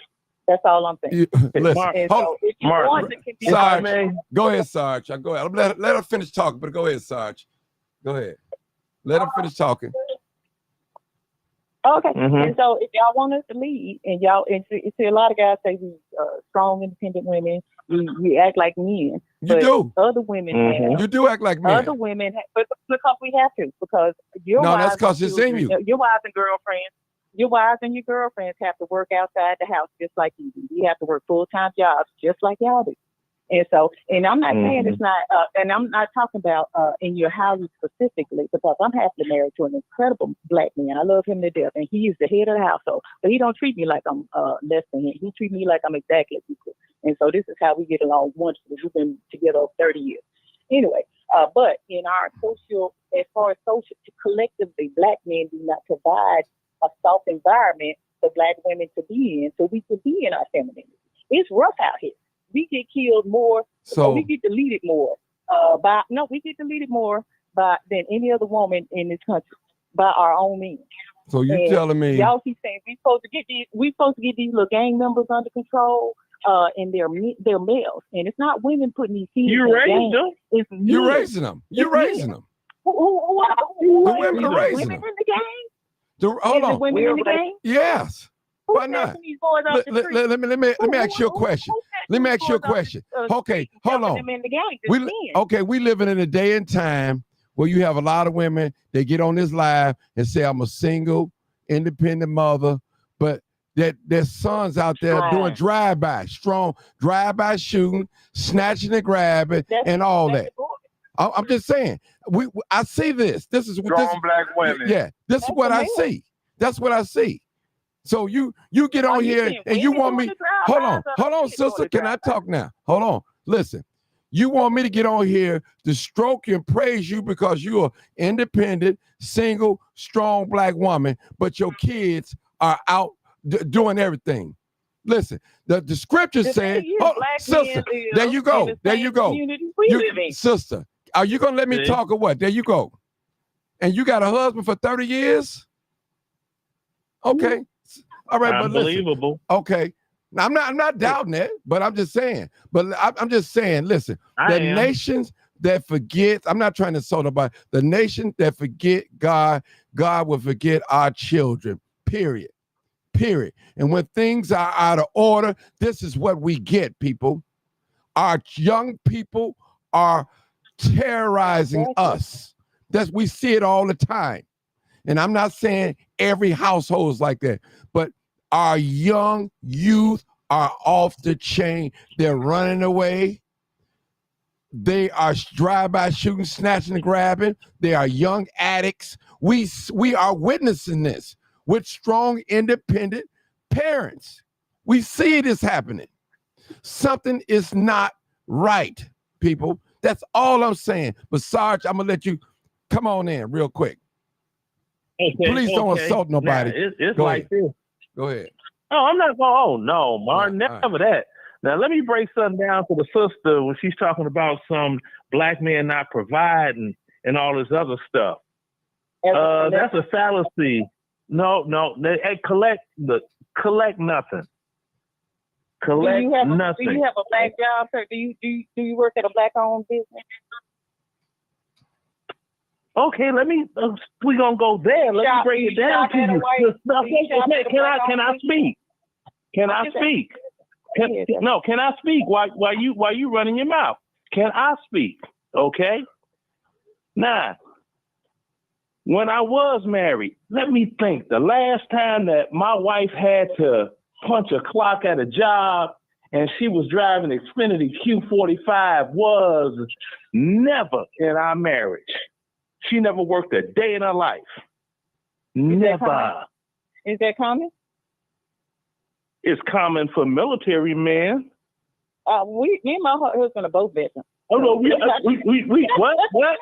Say it again. Me and my husband are both veterans. We've been in the Air Force. A veteran what? You was in the Air Force. Okay. You met your husband in the Air Force, right? I did, yeah. Uh-huh. Well, the first wife I had, we got married in Weinigen, Germany. We were both Army. So she had a job. Yeah, I was an E3, she was an E4, new in the Army back then. That was the first wife. We got divorced, it didn't work out. We was young and thought we had life figured out, and we didn't. I'm talking about the last time I was married. You see what I'm saying? I'm waiting for the point, sir. I'm not. Okay, baby girl. Her only job was look. Excuse me, may I speak? Her only job was to answer the phone when I called her from Iraq or Afghanistan. See, I'm a combat veteran. I'm not regular military. Now, you said you're in your 50s. It's a high probability you never deployed anywhere. No, I never deployed anywhere. It's a high probability. I did join the military during the war. No. Stop. Sister, stop. I said deploy to a combat zone. No, I never. It's a high probability. Praise God. Exactly. And praise God my ass. That's what we joined the military for, to protect and defend this country. right? When I went in the military, there was a chance that I could get deployed. Oh, Unfortunately, I did not. Sister, you talking around everything going on. Sister, you talking to a man that went back active duty military. The first time he went to a combat zone, I was 42 years old. And my children were already in the military. Okay, my daughter, my oldest daughter, she's the first Black woman in the history of the 101st Airborne to be awarded a Purple Heart for getting wounded in combat. And that's my firstborn daughter. You dig? My son was active duty too. Sir, you telling me that, and I'm glad. I appreciate you serving your daughter. Okay, but what you talking about don't make no sense. What Black men what you saying don't make no sense. Because I know a bunch. No, it doesn't. Because I have a plethora of white friends. You know, you can't be in the military for years and years, over a decade, and not have a plethora of white friends. I have a plethora of white friends. Blue collar, everyday working individuals, okay? One of my best buddies that I named my son after, he was married for 20 years. He put in his retirement paper, his wife gave him divorce papers. I'm like, after 20 years? Really? And all you did was take, that's a Black person, a Black woman. Okay. Well, Black men are the most divorced in this country. So a white man. And you know what? Hold it. Hey, accent. No, sorry. No. Who filed for divorce? Right. Who filed for most of the time divorce? It's the woman, not the man. Woman, exactly. But no, ain't no but. Ain't no but. We talking about facts. Ain't no but. Black men also date interracially, and they're also getting divorced from interracial marriages. They're the most divorced. Nothing to do with nothing. Look, nothing to do with nothing. You got 75%. No, hold on. You got 75%. 75% of these Black children in the United States of America are being raised in single mother households. And these single mothers are raising failures. Single mother does not mean that these single mothers. May I speak? Not co-parenting. May I speak? Eddie, you know what that means, right? Eddie, ma'am, are you sure you're married? Eddie, I'm happy. Ma'am, is your husband Black? Yeah. Yes, he's Black. Okay. But what I'm just saying is, it's one thing. See, y'all just don't like what I'm saying. No, I don't like. No, I don't like your interruption. Hold on. That's what I don't like about you. I didn't like what you're saying is you have no respect for when a Black man speak, and it shows it. See, I don't understand. Hold on. No, you don't. Hold on, sister. Sister, listen. When you talk, hold on. No, hold on, sister. Listen, sister. This is a talk show. We all can't talk at the same time. When you talk, I said, "Oh, I'm gonna let her talk. Let it roll." When that brother talked, you just kept interjecting. This ain't. He's not your husband, but that there's a thing such called as respect. You be courteous. No, I know. However, there you go again. I'm talking, ma'am. There you go again. See, this ain't who can talk the loudest or who got the right round. That's respect. We want to hear everybody's opinion. You know, when this person talking, let them talk. You'll get your chance. I'm fair. I'll let you get your rebuttal. I don't have a problem with that. But respect the brother when he talks. Like this, y'all. That's all I'm saying. Yeah, no. He's not your husband. We know he's not your husband. But can you give him can you give him a minute to talk or two? The land is playing. Okay, now let's try this again. Go ahead, Sarge. Take a couple of minutes because she might get a little impatient with you. Please take a couple of minutes. Go ahead. Yeah. Okay. All right. Land. She's Air Force. She know about landing the plane too. Now, 74, I'll give that number, just to be extra fair, % of Black American children are being raised by single mothers in the United States. So these single mothers are raising these failures and felons. And who are these single mothers laying up with from the get-go gate? The can't get rights. Oh, he's so cute. See, a man like me that was in the military, oh, they ain't having that.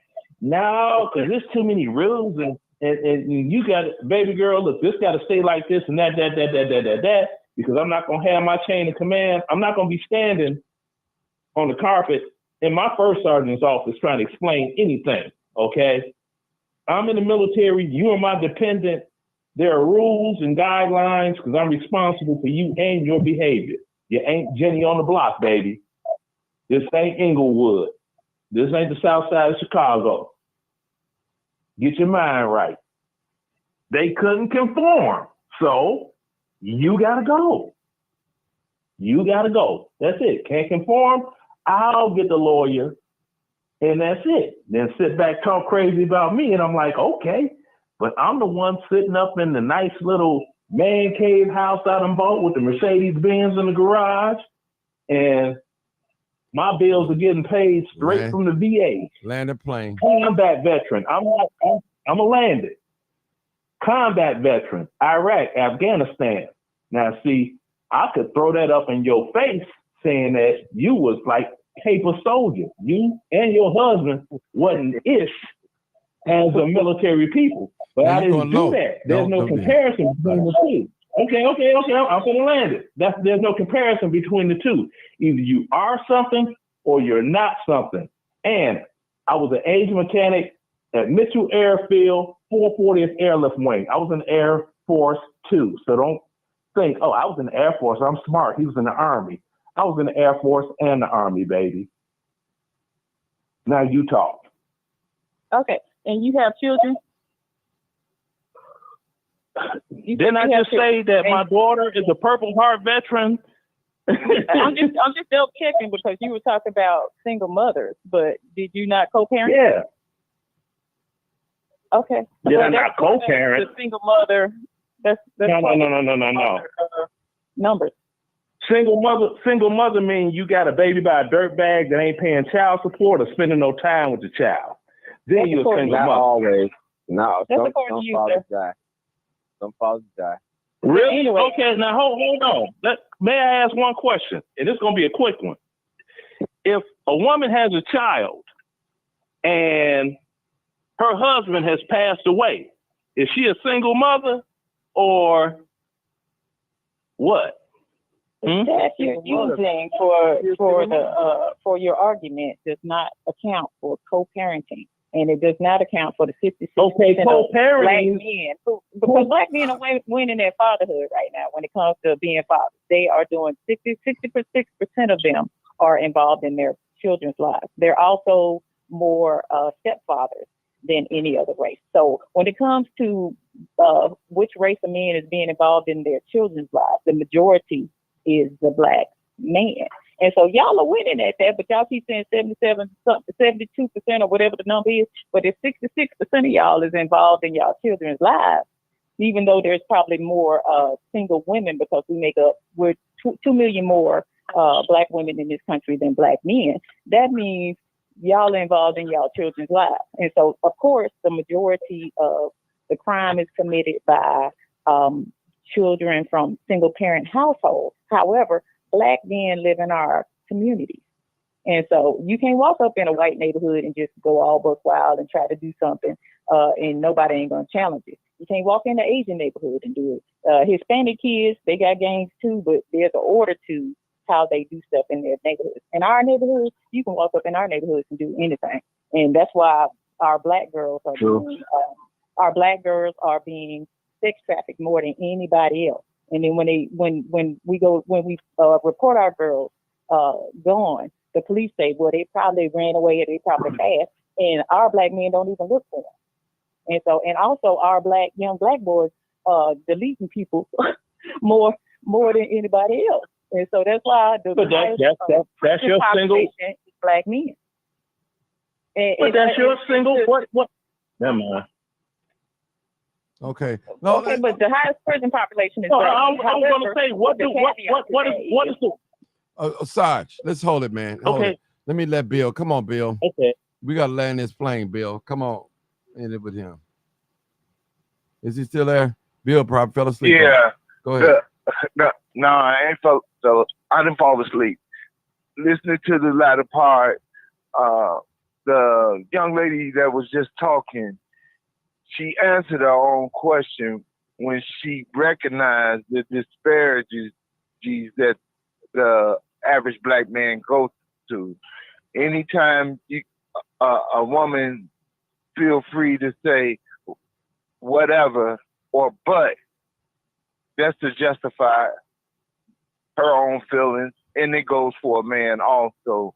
There's plenty of black men that a part of their kids' life that never married their child's mother.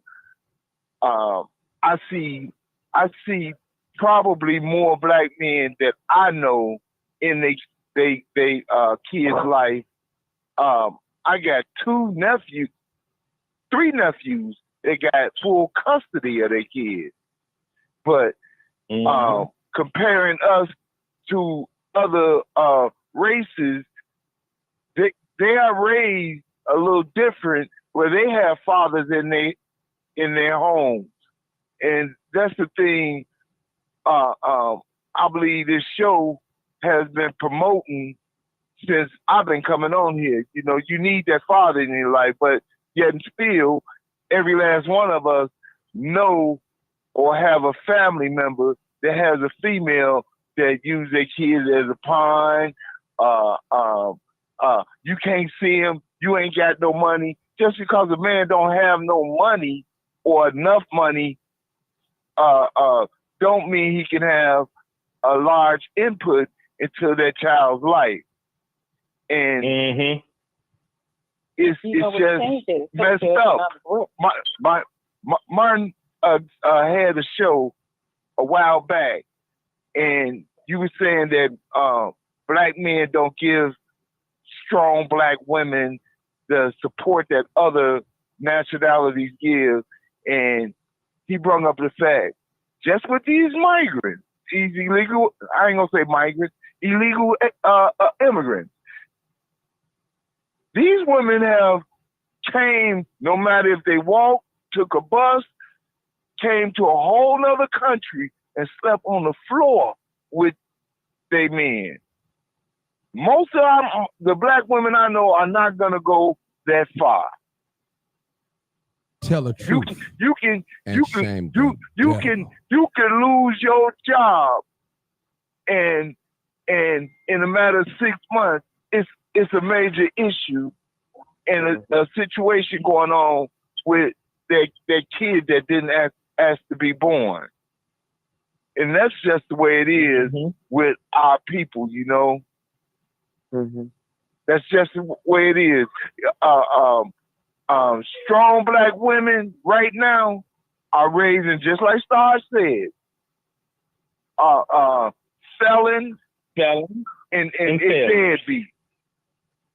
Let me just say this. I don't know of a black man that got partial custody or full custody of they child, male or female, and they coming up short.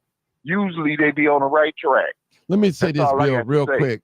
I understand what she's saying. Well, to me, I can agree on this point. And just I got a text. I believe, and this is my personal belief, that as a black man, we fail to protect the women and the children in our community. But a lot of that has to do with it's too much toxic masculinity. And just I'll give you an example. This is me. I'm just using the logic. When the migrants first came and stuff like that, and I kept hearing a lot of women say, well, where the men at? Where the men at?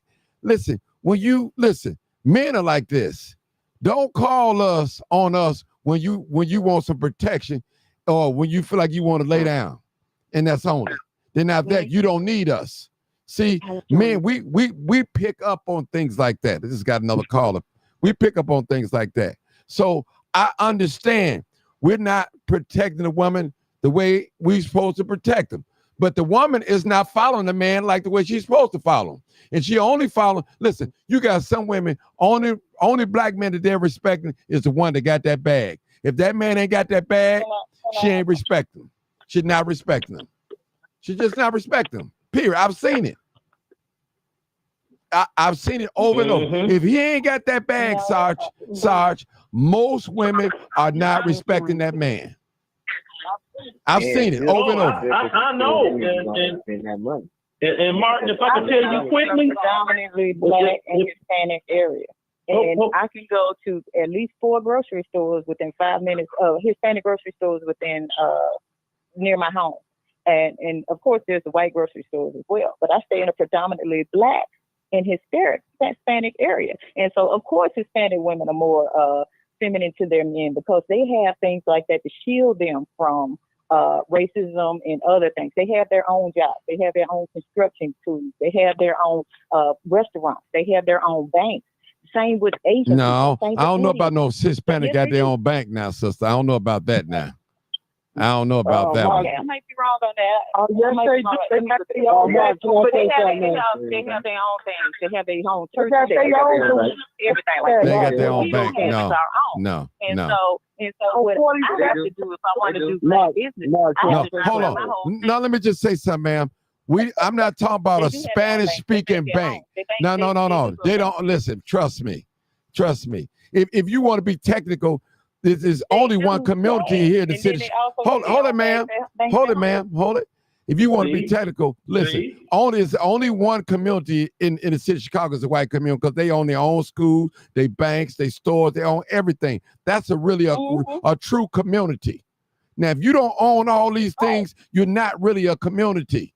You're a neighborhood. We don't own all. Right. Mexicans either. They don't listen. With them too. I mean, they got more businesses than we do. It's by design. It's no fault of their own. Show y'all these businesses. Yeah. I trust me. I work with Mexicans. I know. I work with them. Some got a bankroll. And they own homes. Right. They own homes. And guess what? They're giving them homes too. Some of them can apply for a home without a Social Security number, but nobody wants to ever talk about that. They want to talk about that. They live together. That's why they buy a house and then they break off and buy another. And there's nothing wrong with that. Listen, that's why we had the Fair Housing Act, because of housing discrimination against black people. We always gotta have our own hands up. Well, instead of building. Hold on, sister. Hold it. First of all, why can't we get nothing out that we paid into? That don't make no sense. I'm not saying we should. Come on now. Listen. First of all, we still need to do that. Okay then. Don't tell me we paying. Hold on. First of all, hold it, sister. We didn't work for 400 years for free in this country. I'm talking about, and with no return, nothing. We get nothing.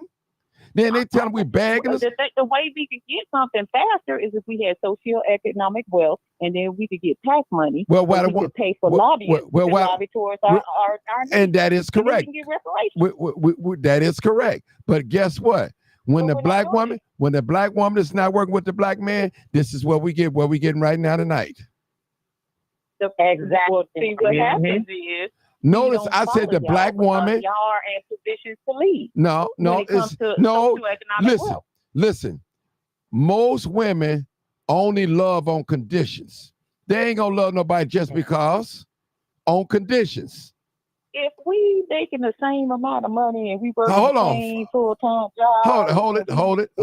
That ain't what I'm talking about. I'm talking about on conditions. Let's see, there you go right there. First of all, your body is not designed to work full-time to labor like that.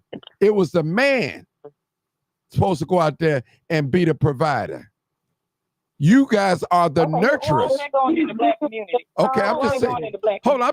I'm just telling you the truth now. If you want to go how the design is really supposed to go, it's the man to be the provider. I'm agreeing with you, except for their Proverbs 31 where it say the woman get up and do all this stuff and take care of business and stuff like that. Listen. Proverbs 31 they got 3 or 4 kids at home, and these niggas sitting around ain't doing nothing. They been doing nothing. Hold up, ma'am. Listen. Well, listen. Who forcing y'all to have babies by these guys then? You can't get mad if hold on. You can't get mad. Hold it. You can't get mad if you picking fellas, butt whoopers, and thugs. You get mad at yourself. You chose that. You laid down. Hold on. You laid down and had a baby by a deadbeat or bomb or thug, whatever. That's on you. Your choice. You got to question yourself. He was quite divorced. No, I disagree with the. No, you don't have to disagree. That's a fact. You ain't got to disagree with that. No. First of all, you ain't gonna run this, Miss Nikki. I know you are. Listen. I ain't trying to run no bar, but you gonna let. There you go. No, this is my show, and we do things in order. You talk, I talk. You know what I'm saying? We don't talk at the same time. There's an order. Hold on. I thought I just got that established with the other young lady on here. Now, you don't have to be a person's husband to have respect for a person, or you know what I'm saying? Some people feel like they only man that they got to answer to is their husband, but they answer to that white boss when they tell them to be on time. That's the only man we do have to answer. No, it's not true. I bet you. Hey, listen. I bet you answer to that white boss when he tell you to be in. You don't give him no back talk. When that husband take the man said that women don't hold. The gentleman said women Sister don't hold Nikki, are you gonna let me talk? Nikki, you gotta let me talk. I have to call on you. You just blurted in. Okay. What I'm saying is, you got most women will listen to their boss, will jump quick for their boss before they jump before their husband. The husband, hey baby, could you fix me something? I don't feel like it. I don't feel like it. But when that boss tell you to do something, you ain't even gonna talk back. You're gonna do it right away, ASAP.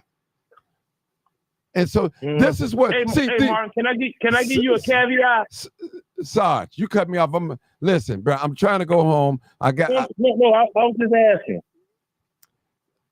Go ahead. Come on, Sarge. I gotta let Dickie talk. Go ahead. Okay. And I'm gonna be super quick too. When I was in the military, a non-commissioned officer, I tell them little black female soldiers, yo, we need to do whoop, whoop, whoop, whoop, whoop, whoop. Roger, Sergeant, moving, Sergeant. They ain't gonna do that for their husband, or ain't they? Old girl that was in the Air Force. I bet. Hold. I'm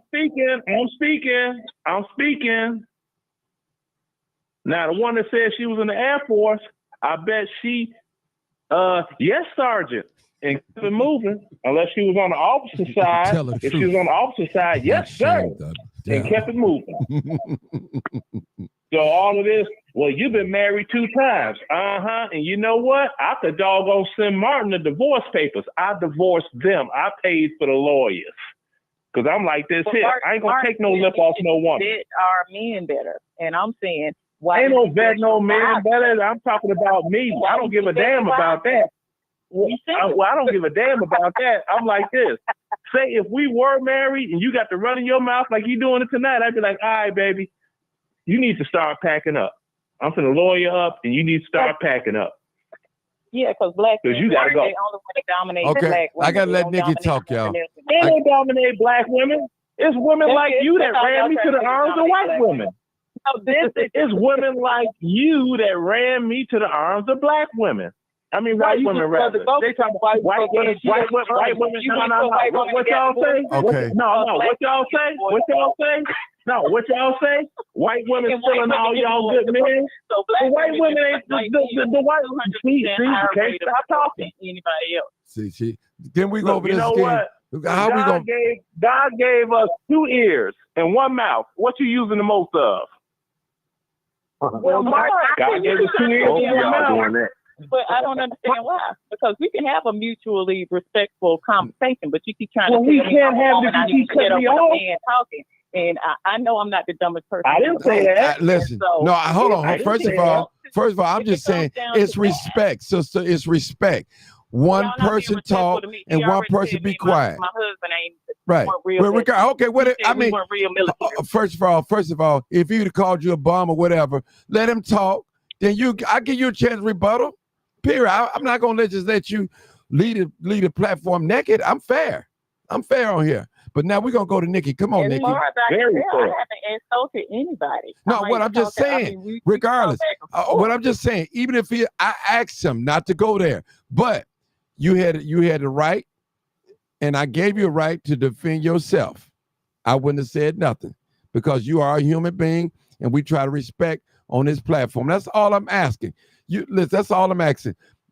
Hear this person now, brother. Imagine me being the host and I have to listen to all these people. Some I don't even agree with. I don't even know why they call in, but I don't say anything. I let them talk.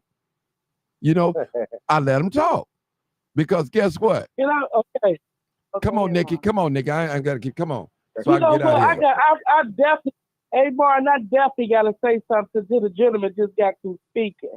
I hope he's still on there. First of all, he said that the black women we run him to a white woman. No, that's called weak.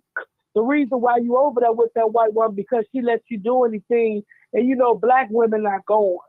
That's why you over there, because she give you anything and she lets you do anything. That's why you over there. We don't run you over there. That's the reason why you over there, pimping. So let's not go there. And another thing, he said that black women don't hold black men down. We've been taking, women been working. Men just started working. When men just, black women been holding men down for years. Come on now. Holding men down. We got 4, 5 kids at home working 2 damn jobs while they sitting there ain't doing nothing but watching the kids. Half of them got felonies, can't get jobs. We've been holding black men down for years. So he should never say shit like that. Oh, I'm sorry, nothing like that out of his mouth. That black women don't, baby, we hold them down. And another thing, when they say that our community have been good. Because I remember back in the days, you used to be able to whoop your neighbor kid and take him to his mama. We had structure. I don't know how we lost it, because we had structure in our community. I just don't know how we lost it, but we had it. Growing up, Martin, you know, we had structure. You used to be able to whoop me and take me upstairs. So we had structure. I just don't know where it went wrong with. We lost our socioeconomic wealth back in the 60s, and then women and children went on welfare, and then we became a matriarchy instead of the men being the head of the family. And so I'm not trying to say we need to come out the world. We don't need all the benefits we can get. I'm saying we need to hold our place where we at, of course, but we also need to do socioeconomic wealth so that we can, because you hear too many people calling us lazy. They call us all the N-words. They call us monkeys. They call us drains off of welfare and stuff like that. When we're not even the face of welfare. White women are the actual welfare queens. White women are the ones who get the most. Let me tell you something. It's a lot of, let me tell you something, them buildings downtown. See, I know people and I ask questions and I talk. You think that them people down there paying that rent, it's more white people on Section 8 than black people. Some big, tall, nice buildings downtown, they stand downtown. You think the buildings, they be paying them $1,500 and $2,000. They on Section 8 just like us. It's just that they won't let us in there. They don't want us to pay up their property. They know how black people is. They won't let us in there. We need to own our own property.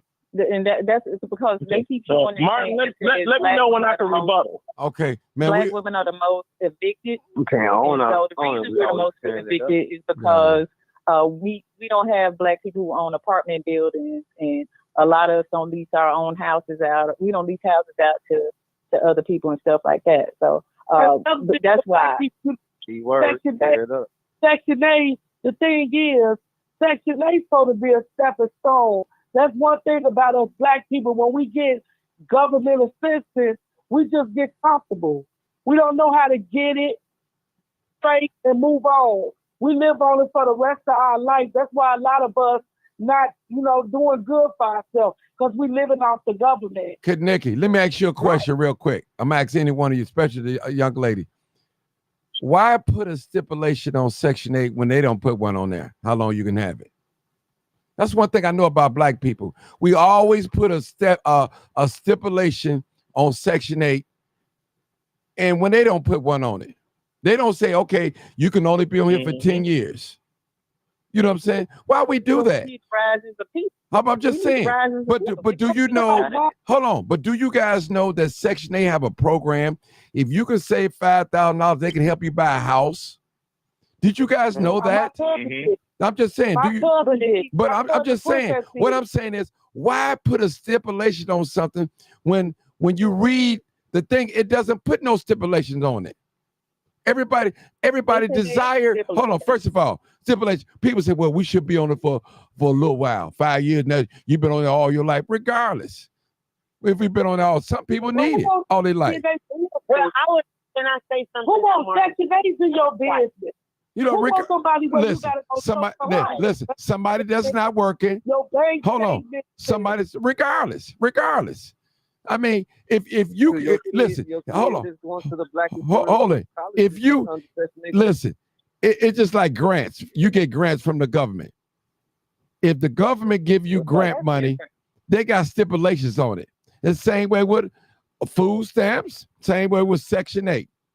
Okay, if you want Section 8, this is what we require you to do. This is what we need to know. If you want food stamps, we need to know this. We need to know who is your child's father. You know, they need to know that. They need to know that. Listen, what I'm saying is, people, it's a trap. Read them. Okay. Reading is fundamental, people. We don't read. We just sign our name on a dotted line. That's all we do. You know, a lot of us. I knew that you could buy a house. My cousin did it. My cousin Princess. I mean, how many of us, let me ask y'all a question. How many of us have read our cell phone contract? Those that have contract. Probably very few. Who read it all the way through? Read it all the way through. You know what I'm saying? Or even if you own a storage locker, you've been renting. How many of us have really read that contract? Or even with the credit card? I'm just saying. We just don't read. We just sign off and we let somebody else read for us and tell us. That's all I'm saying, people. I don't need no. I don't read for myself. I read everything. I read the facts. I read everything. If I got to take it back the next day, I tell them I'll be back because I got to go home and look this over. So but I'm not saying everybody. I said, when I say we, that don't mean everybody. A lot of people don't read. Nikki, that's all I'm saying. They sign these contracts and they don't read. They rely on the person that's selling them or selling them this to tell them what this mean and this what that mean. You take your time, even when you get an income tax filled out. I've seen people, because I used to be a tax repair. They come right on. I said, sign right here, this saying this. They never take the time. They never take the time to sit down and read it. They just sign. They just sign, people. And this is the type of society. Section 8. Can the man live in the house with the family on Section 8? Yeah, he can. If he's a felon, he can't. If he's a felon, he can't. So a husband and wife. Yes, he can. Okay, hold on. Only it depends on what felon he is. Now, if he's a child molester, he definitely can't. He can't. You're not supposed to be living in there. I know that much. Right. They passed the law that felons can live in there. Or you get out of jail, you can live on Section 8. Also, if you get married, they help you with a house, etc. They even had a program, and I got the application. They had a program over in Cabrini where some people in Cabrini Green knew about it. If you was married, they help you with a house and they help you with a business. Do you have a house and a business? And so only one person. I'm not on Section 8. Ma'am, let him talk, please. Ma'am, please. And you keep showing that you're not married because you don't question no man about their money. Question your husband then. Ooh. Don't instigate. Imagine if you have a house and a business, like you said, you can get on Section 8. Who has? Is anybody on here have that? Yeah, I do. As a matter of fact, hold on, sister. Hold on, sister. No, the brother was talking. Can the brother finish saying what he's saying? Let me rebuttal, Martin. No. Let the brother finish talking. He's not done talking. Go ahead, brother. Yeah, when he get done, Martin, hit me up. I'm going to get out of here. Y'all They go had ahead. a program. They had a program, and I got the application. This was made about 10 years ago. That if you was married or you got married on Section 8, if they help you with a home or they help you with a business. Over in Cabrini Green, only one person that I know took advantage of that opportunity, and they weren't even from Cabrini Green. So there's opportunities out there on Section 8, etc., that people is not taking advantage of. And also, I want to say something y'all said back about the women. Here goes the statistic right here for the sister. When Martin was saying that majority of young men are raised by single parents, go to jail, etc., out here in the streets, etc. That is a fact. And another fact you can check that is check the juvenile percentage of single moms and the adult prison of single moms, of men that's in prison. It's a 41% that single mothers are ahead to head of the household. It's a 40% that single fathers are ahead of the household that goes to prison or juvenile. Those known statistics facts. A lot of our problems are coming out of the single family household. A lot of these boys that go to jail, get in trouble, etc., they is bringing the guns, drugs, etc., in their mother's home. I disagree with that because you had a mother and a father raising you good. You had we talk about, and that's what we talk about with you women getting emotional, etc. You saying we saying we as a whole. We looking at the whole picture. We ain't just looking at you as individuals. Everybody can say everybody can say, excuse me, damn, what's wrong with you? Everybody can say their personal experience of their life instead of we were talking about, he was speaking in general as a whole. Yep. Everybody got their opinion. Well, I'm a woman on the line, and I agree with you, men. I just want to jump in and say that because Martin being sexist, he didn't let it talk. Okay. All right, Sarge. Hold on, Sarge. Close us out, man. Because I'm tired. He said what is it disagree? He gave you facts. He gave you facts, Nikki. Still not facts, Barn. It's men, it's husband and wives living together, raising their kids, and they still not doing whatever, get the best life. And they still not doing those are the exceptions. No, he gave you statistics, and sister, those statistics are correct. And still, we got to be accountable. We got to be accountable. We are overly masculine. And so because the natural life is also. I've been quiet. I've been on the phone for an hour. The majority of the people and so we are overly masculine, and we're not even teaching men how to be have a soft side. Because that's our job. We are nurses. We are healers. That's our job. That's our duty. And we can't do that if we are trying to play the male role. So we're dropping the ball at some point. We gotta accept it. We want to challenge men. We know women out here ready to go toe to toe with men, but in the same breath, you ready to say men don't protect you. Hell, you don't need protection. If you're willing to throw the hand at the man like you a man, how do you think they just gonna step up and come to our rescue? We curse them out. And I'm not saying that you and I's on this phone, man. I'm talking about the majority. I'm not disrespectful to men. So no, I'm not saying that. I don't challenge men like that. Now I do agree with what the sister said. Let the sister talk, Nikki. Nikki, let her talk. Let her talk, Nikki. Go ahead. I agree with what the sister said earlier as far as conditions. My only condition is I'm not gonna follow you because you're a man and you're an idiot. Because just because you're a man doesn't necessarily, you got to show me that you are worth me following also. So Amen. that's the only condition of mine. But I do believe a strong man, and I don't think we can have no type of, we're not going to accomplish anything. Strong men has always been one of the most valuable players. And I say one of the most because women are valuable too. But we cannot take from men, and especially our black men. I call them guys, I don't call them kings, but we can't take from, we can't do that. And we're not supporting them. The gift that God gave us, we actually have the ability to motivate men. We actually, women sit around, I ain't raising no one man or nothing like that. No, I'm not necessarily saying that you should raise a man, but just know your place. And if we got in our energy and actually learned our place, I think we could go back to that nucleus family that, I was talking about. But Amen. Fight with it. Come on now.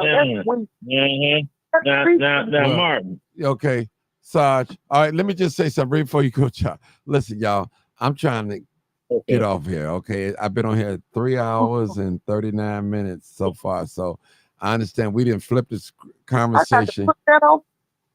So listen, people, listen. I appreciate y'all tonight, but I guarantee you, listen, men and women that's arguing going each other's throat, when the family is not a unit, we always gonna have problems like these. What you see out in the street displaying right now, all these youth, they ain't listening to nobody, they ain't respecting nobody. They feel like they want to be a girl today, then they can be a boy tomorrow. We having all these problems. See? All these problems. Seriously, we having all these problems. No, hold on, sister. No.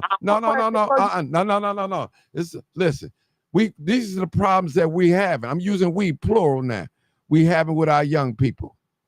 Then I'm gonna tell you, this is what I see with the young people. The young people don't like the old people, and the old people don't like the young people. This is what I see. I see it all the time. They don't want to listen. Oh, you too old, you outdated. You this. But guess what?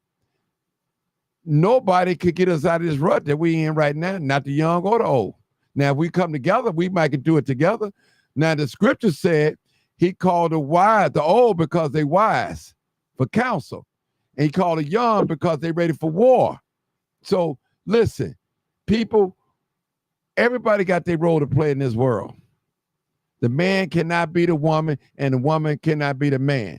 And I'm going to tell y'all, a lot of y'all women, y'all go along with all this madness. Y'all pamper this madness, and you dead wrong. You shouldn't pamper this.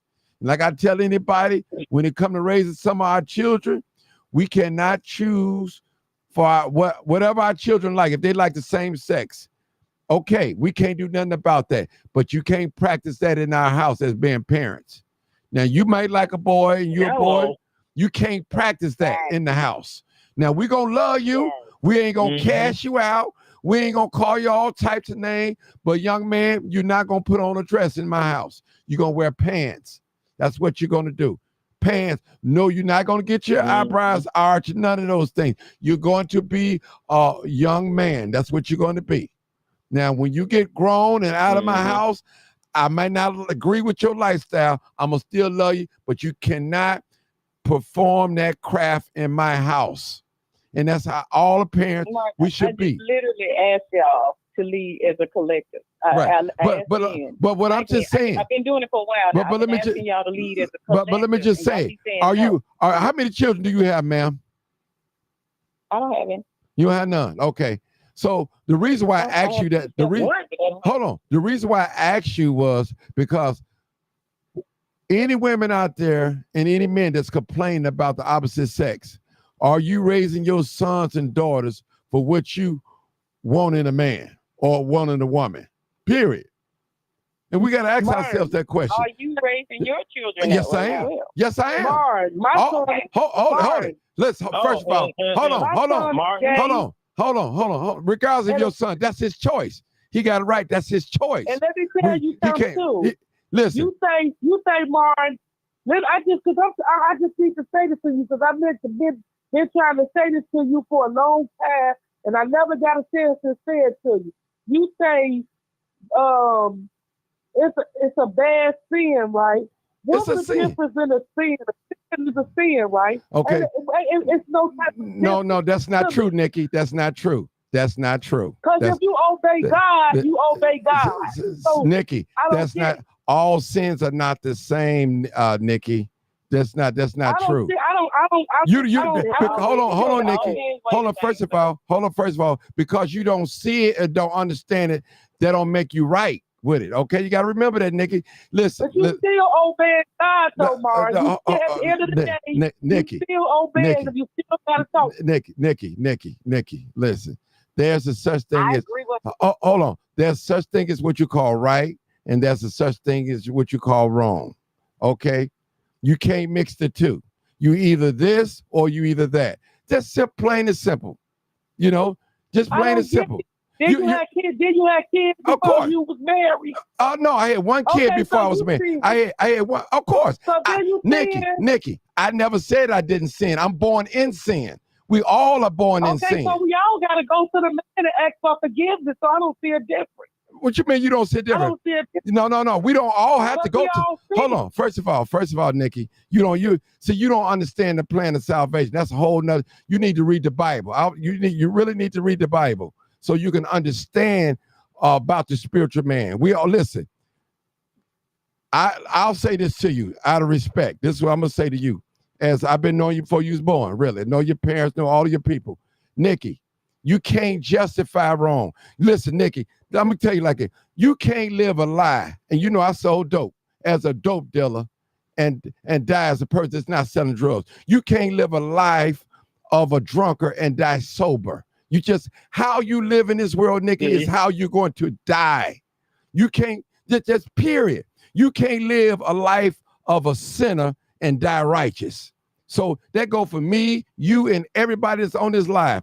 How we live, it is how we going to die. You're not going to get in when you die, you're going to change all of a sudden. No. Where you live and carry on, you preach your own funeral in this life. You can't live a lifestyle of a homosexuality and die straight. That's not going to happen. How you live in this world is how you're going to die. We come to an agreement, though? No, hold on. Ain't no agreement when it comes to right and wrong, sister. What's right is right, and what's wrong is wrong. I don't care if I'm doing it. There's no agreement when it comes to that. Can we agree? Can we all agree that wrong is wrong? Okay, can I say something, Martin? No. Sister. So, what he was saying, well, I can speak for myself. Of course, I had sex. I wasn't married. So how I'm living now, though, I've practiced abstinence now for like 4 years because I understand it's a sin. And so you can't like excuse it or justify it. I believe that's what Martin's saying. So how you live is how you're going to die. Are you trying to? Because if you know better, you do better. Yeah, we were all born into sin, but when I knew what was right, I started doing what was right. But everybody is in. It's all wrong. At the end of the day, you did a sin. It's all wrong. But he told me I need to read the Bible and see for myself. That's what I'm going to. I feel a sin. That's what you need to do. Like we all did wrong. Well, Nick, we born in sin. Of course, we born in sin. It's regardless of, listen, Nikki, everybody out here is not cussing. Everybody out here ain't fornicating. Everybody out here ain't drinking. Everybody out here ain't gang banging. Everybody out here ain't stealing. Everybody out here is shooting drive-by. Everybody's not out here doing these things. You got some people that are not doing these things that we're talking about. That's wrong. Now, it ain't that they can't do it or don't know how to do it. They have no desire, don't want to do it. Period. That's all I'm saying. I'm not. Can we agree we don't want gang banging in our neighborhood? So that's you now you're going a little left field. Period. You know what I'm saying? Now, listen.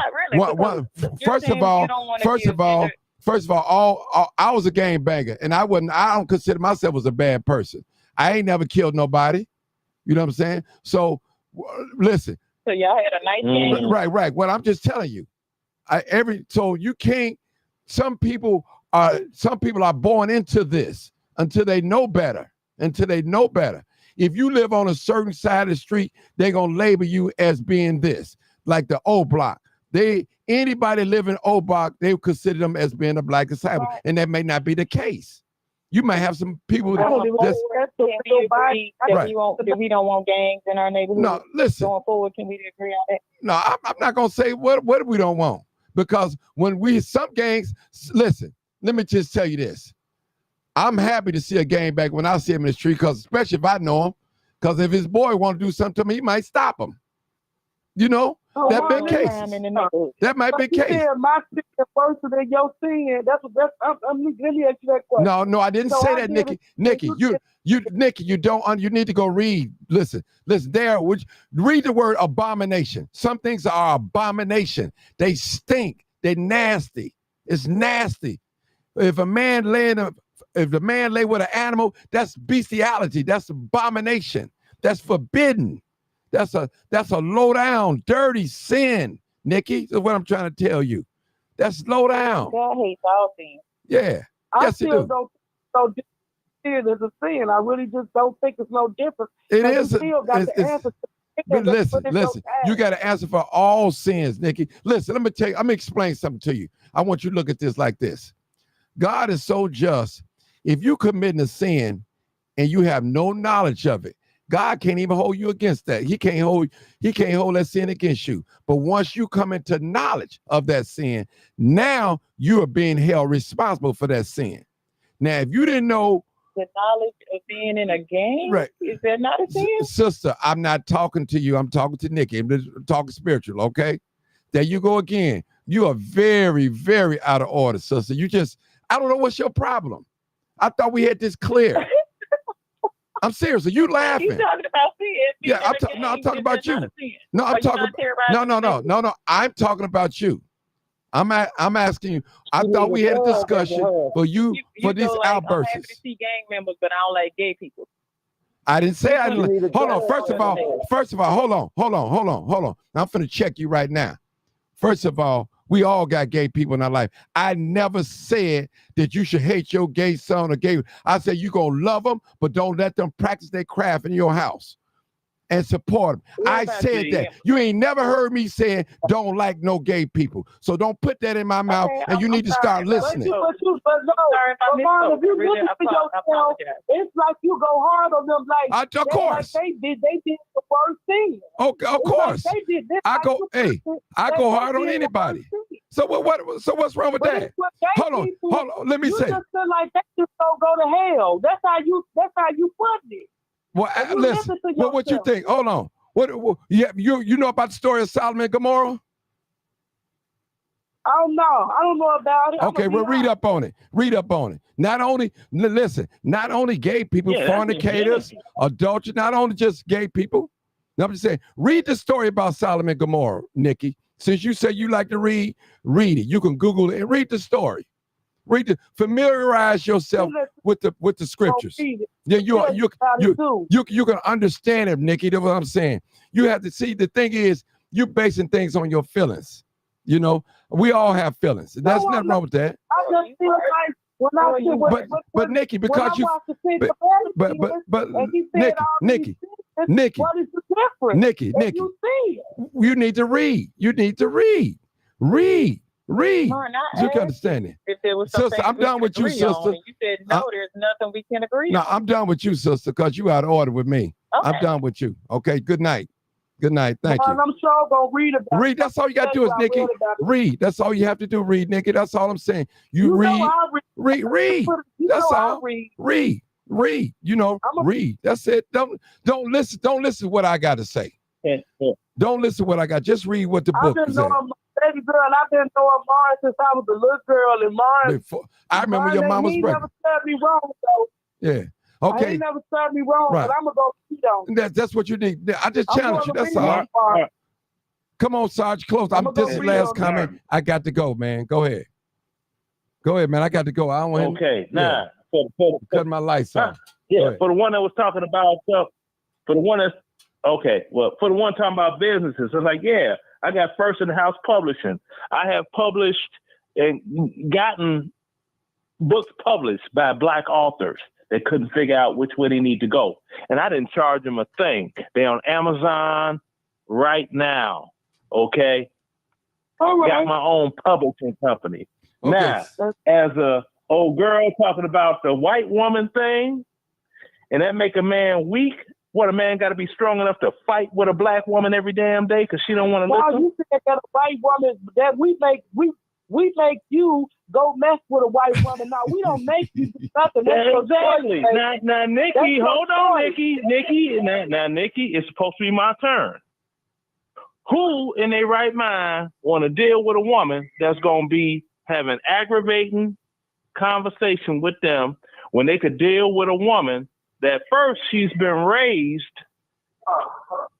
in a household, if I can finish, that she already has learned, okay, everybody's got the right to their own opinion, but you will not disrespect that man. If you have a question, you'll ask him. You won't jump bad on like y'all. Okay, Sarge, we finna end it right here, man. Okay. No. I'm done. Black women say is, no, Sarge, we're not finna go into this. That's a whole nother show. That's a whole nother show. That's a whole nother show. We're not finna. Baby, you want to be in charge. Nikki, I already see what you got from. Hey, y'all, we done with that. It's good night. Yeah, it's good night, y'all. You already know what it is. You already know what it is. Live. I'm the one with the house and the you already know what it and is. the daughter with the 5,000 square foot house. All right, y'all. And all her vehicles out there. What you got, You baby? already know what it is. Come on, this not no comparison. What you want to work Tell the truth. You want and shame the devil. All right, people. I good night. Good night. Thank y'all for tuning in. You know, it got a little off the wall, whatever, but appreciate y'all. 3 hours and 55 minutes and 12 seconds now. But wow. Thank y'all for tuning in. Make sure y'all share the video, subscribe, like. Good night or good morning. I know some of you guys was loving this conversation, especially if you got to work the midnight shift. We kept you up. So thank you so much. I'm finna lay it down. I got at least a couple of hours before I get up. I got to get up in the morning. You know, I'm an early riser. So thank y'all so much. I appreciate y'all for listening. Make sure you share the video. Again, I don't know all the answers. I'm not always right, but I'm connected to a person that is right, and that's Almighty God. And I want to thank him for allowing me to speak to you guys and for us sharing information with each other. But respect goes a long way. You don't have to be my wife for me to respect you. And I don't have to be your husband for you to respect me. So don't come on here and tell me only person you respect, only man you respecting is your husband. You respecting that white boss you got too. So I don't want to hear that. When that boss said move, you're going to move. And you probably is going to say, where to? If he say jump, you're going to say hi. So don't come on here and tell me the only man you listen to is your husband. Matter of fact, you might listen to the preacher before you listen to your husband. Some of y'all do. You ain't married to the preacher, you're married to your husband. So it's listen, people, we really have to evaluate things, look at things, and again, because you feel a certain way about a thing, that doesn't mean that your feelings is right. A lot of times we felt a certain way and it wasn't that way. Our feelings can mislead us. The scripture said there's a way that seemeth right unto a man, but the end thereof are the ways of death. So we all got an opinion. We all got our way of thinking things. And the scripture tells us also his ways are not like our ways, and his thoughts are not like our thoughts. His thoughts is far above the heavens. So people, we're just in this human flesh. We're gods with a small g. But we know who the Almighty God is. Thank y'all so much. This is live, uncut. You already know what it is. Live, uncut, unedited. Tell the truth. And what? And shame the devil. I love being black. Now, some people only come on here to set a disturbance. They're not on here trying to learn. They all want to come on here and debate. Now, again, when it comes to that political stuff, you can vote Democrat or Republican, that's whatever you want to vote. That's your choice. You have a right. Just like a woman got a right to say to choose what she want to do with her body, you got a right to choose to vote Democrat or Republican. That's your right.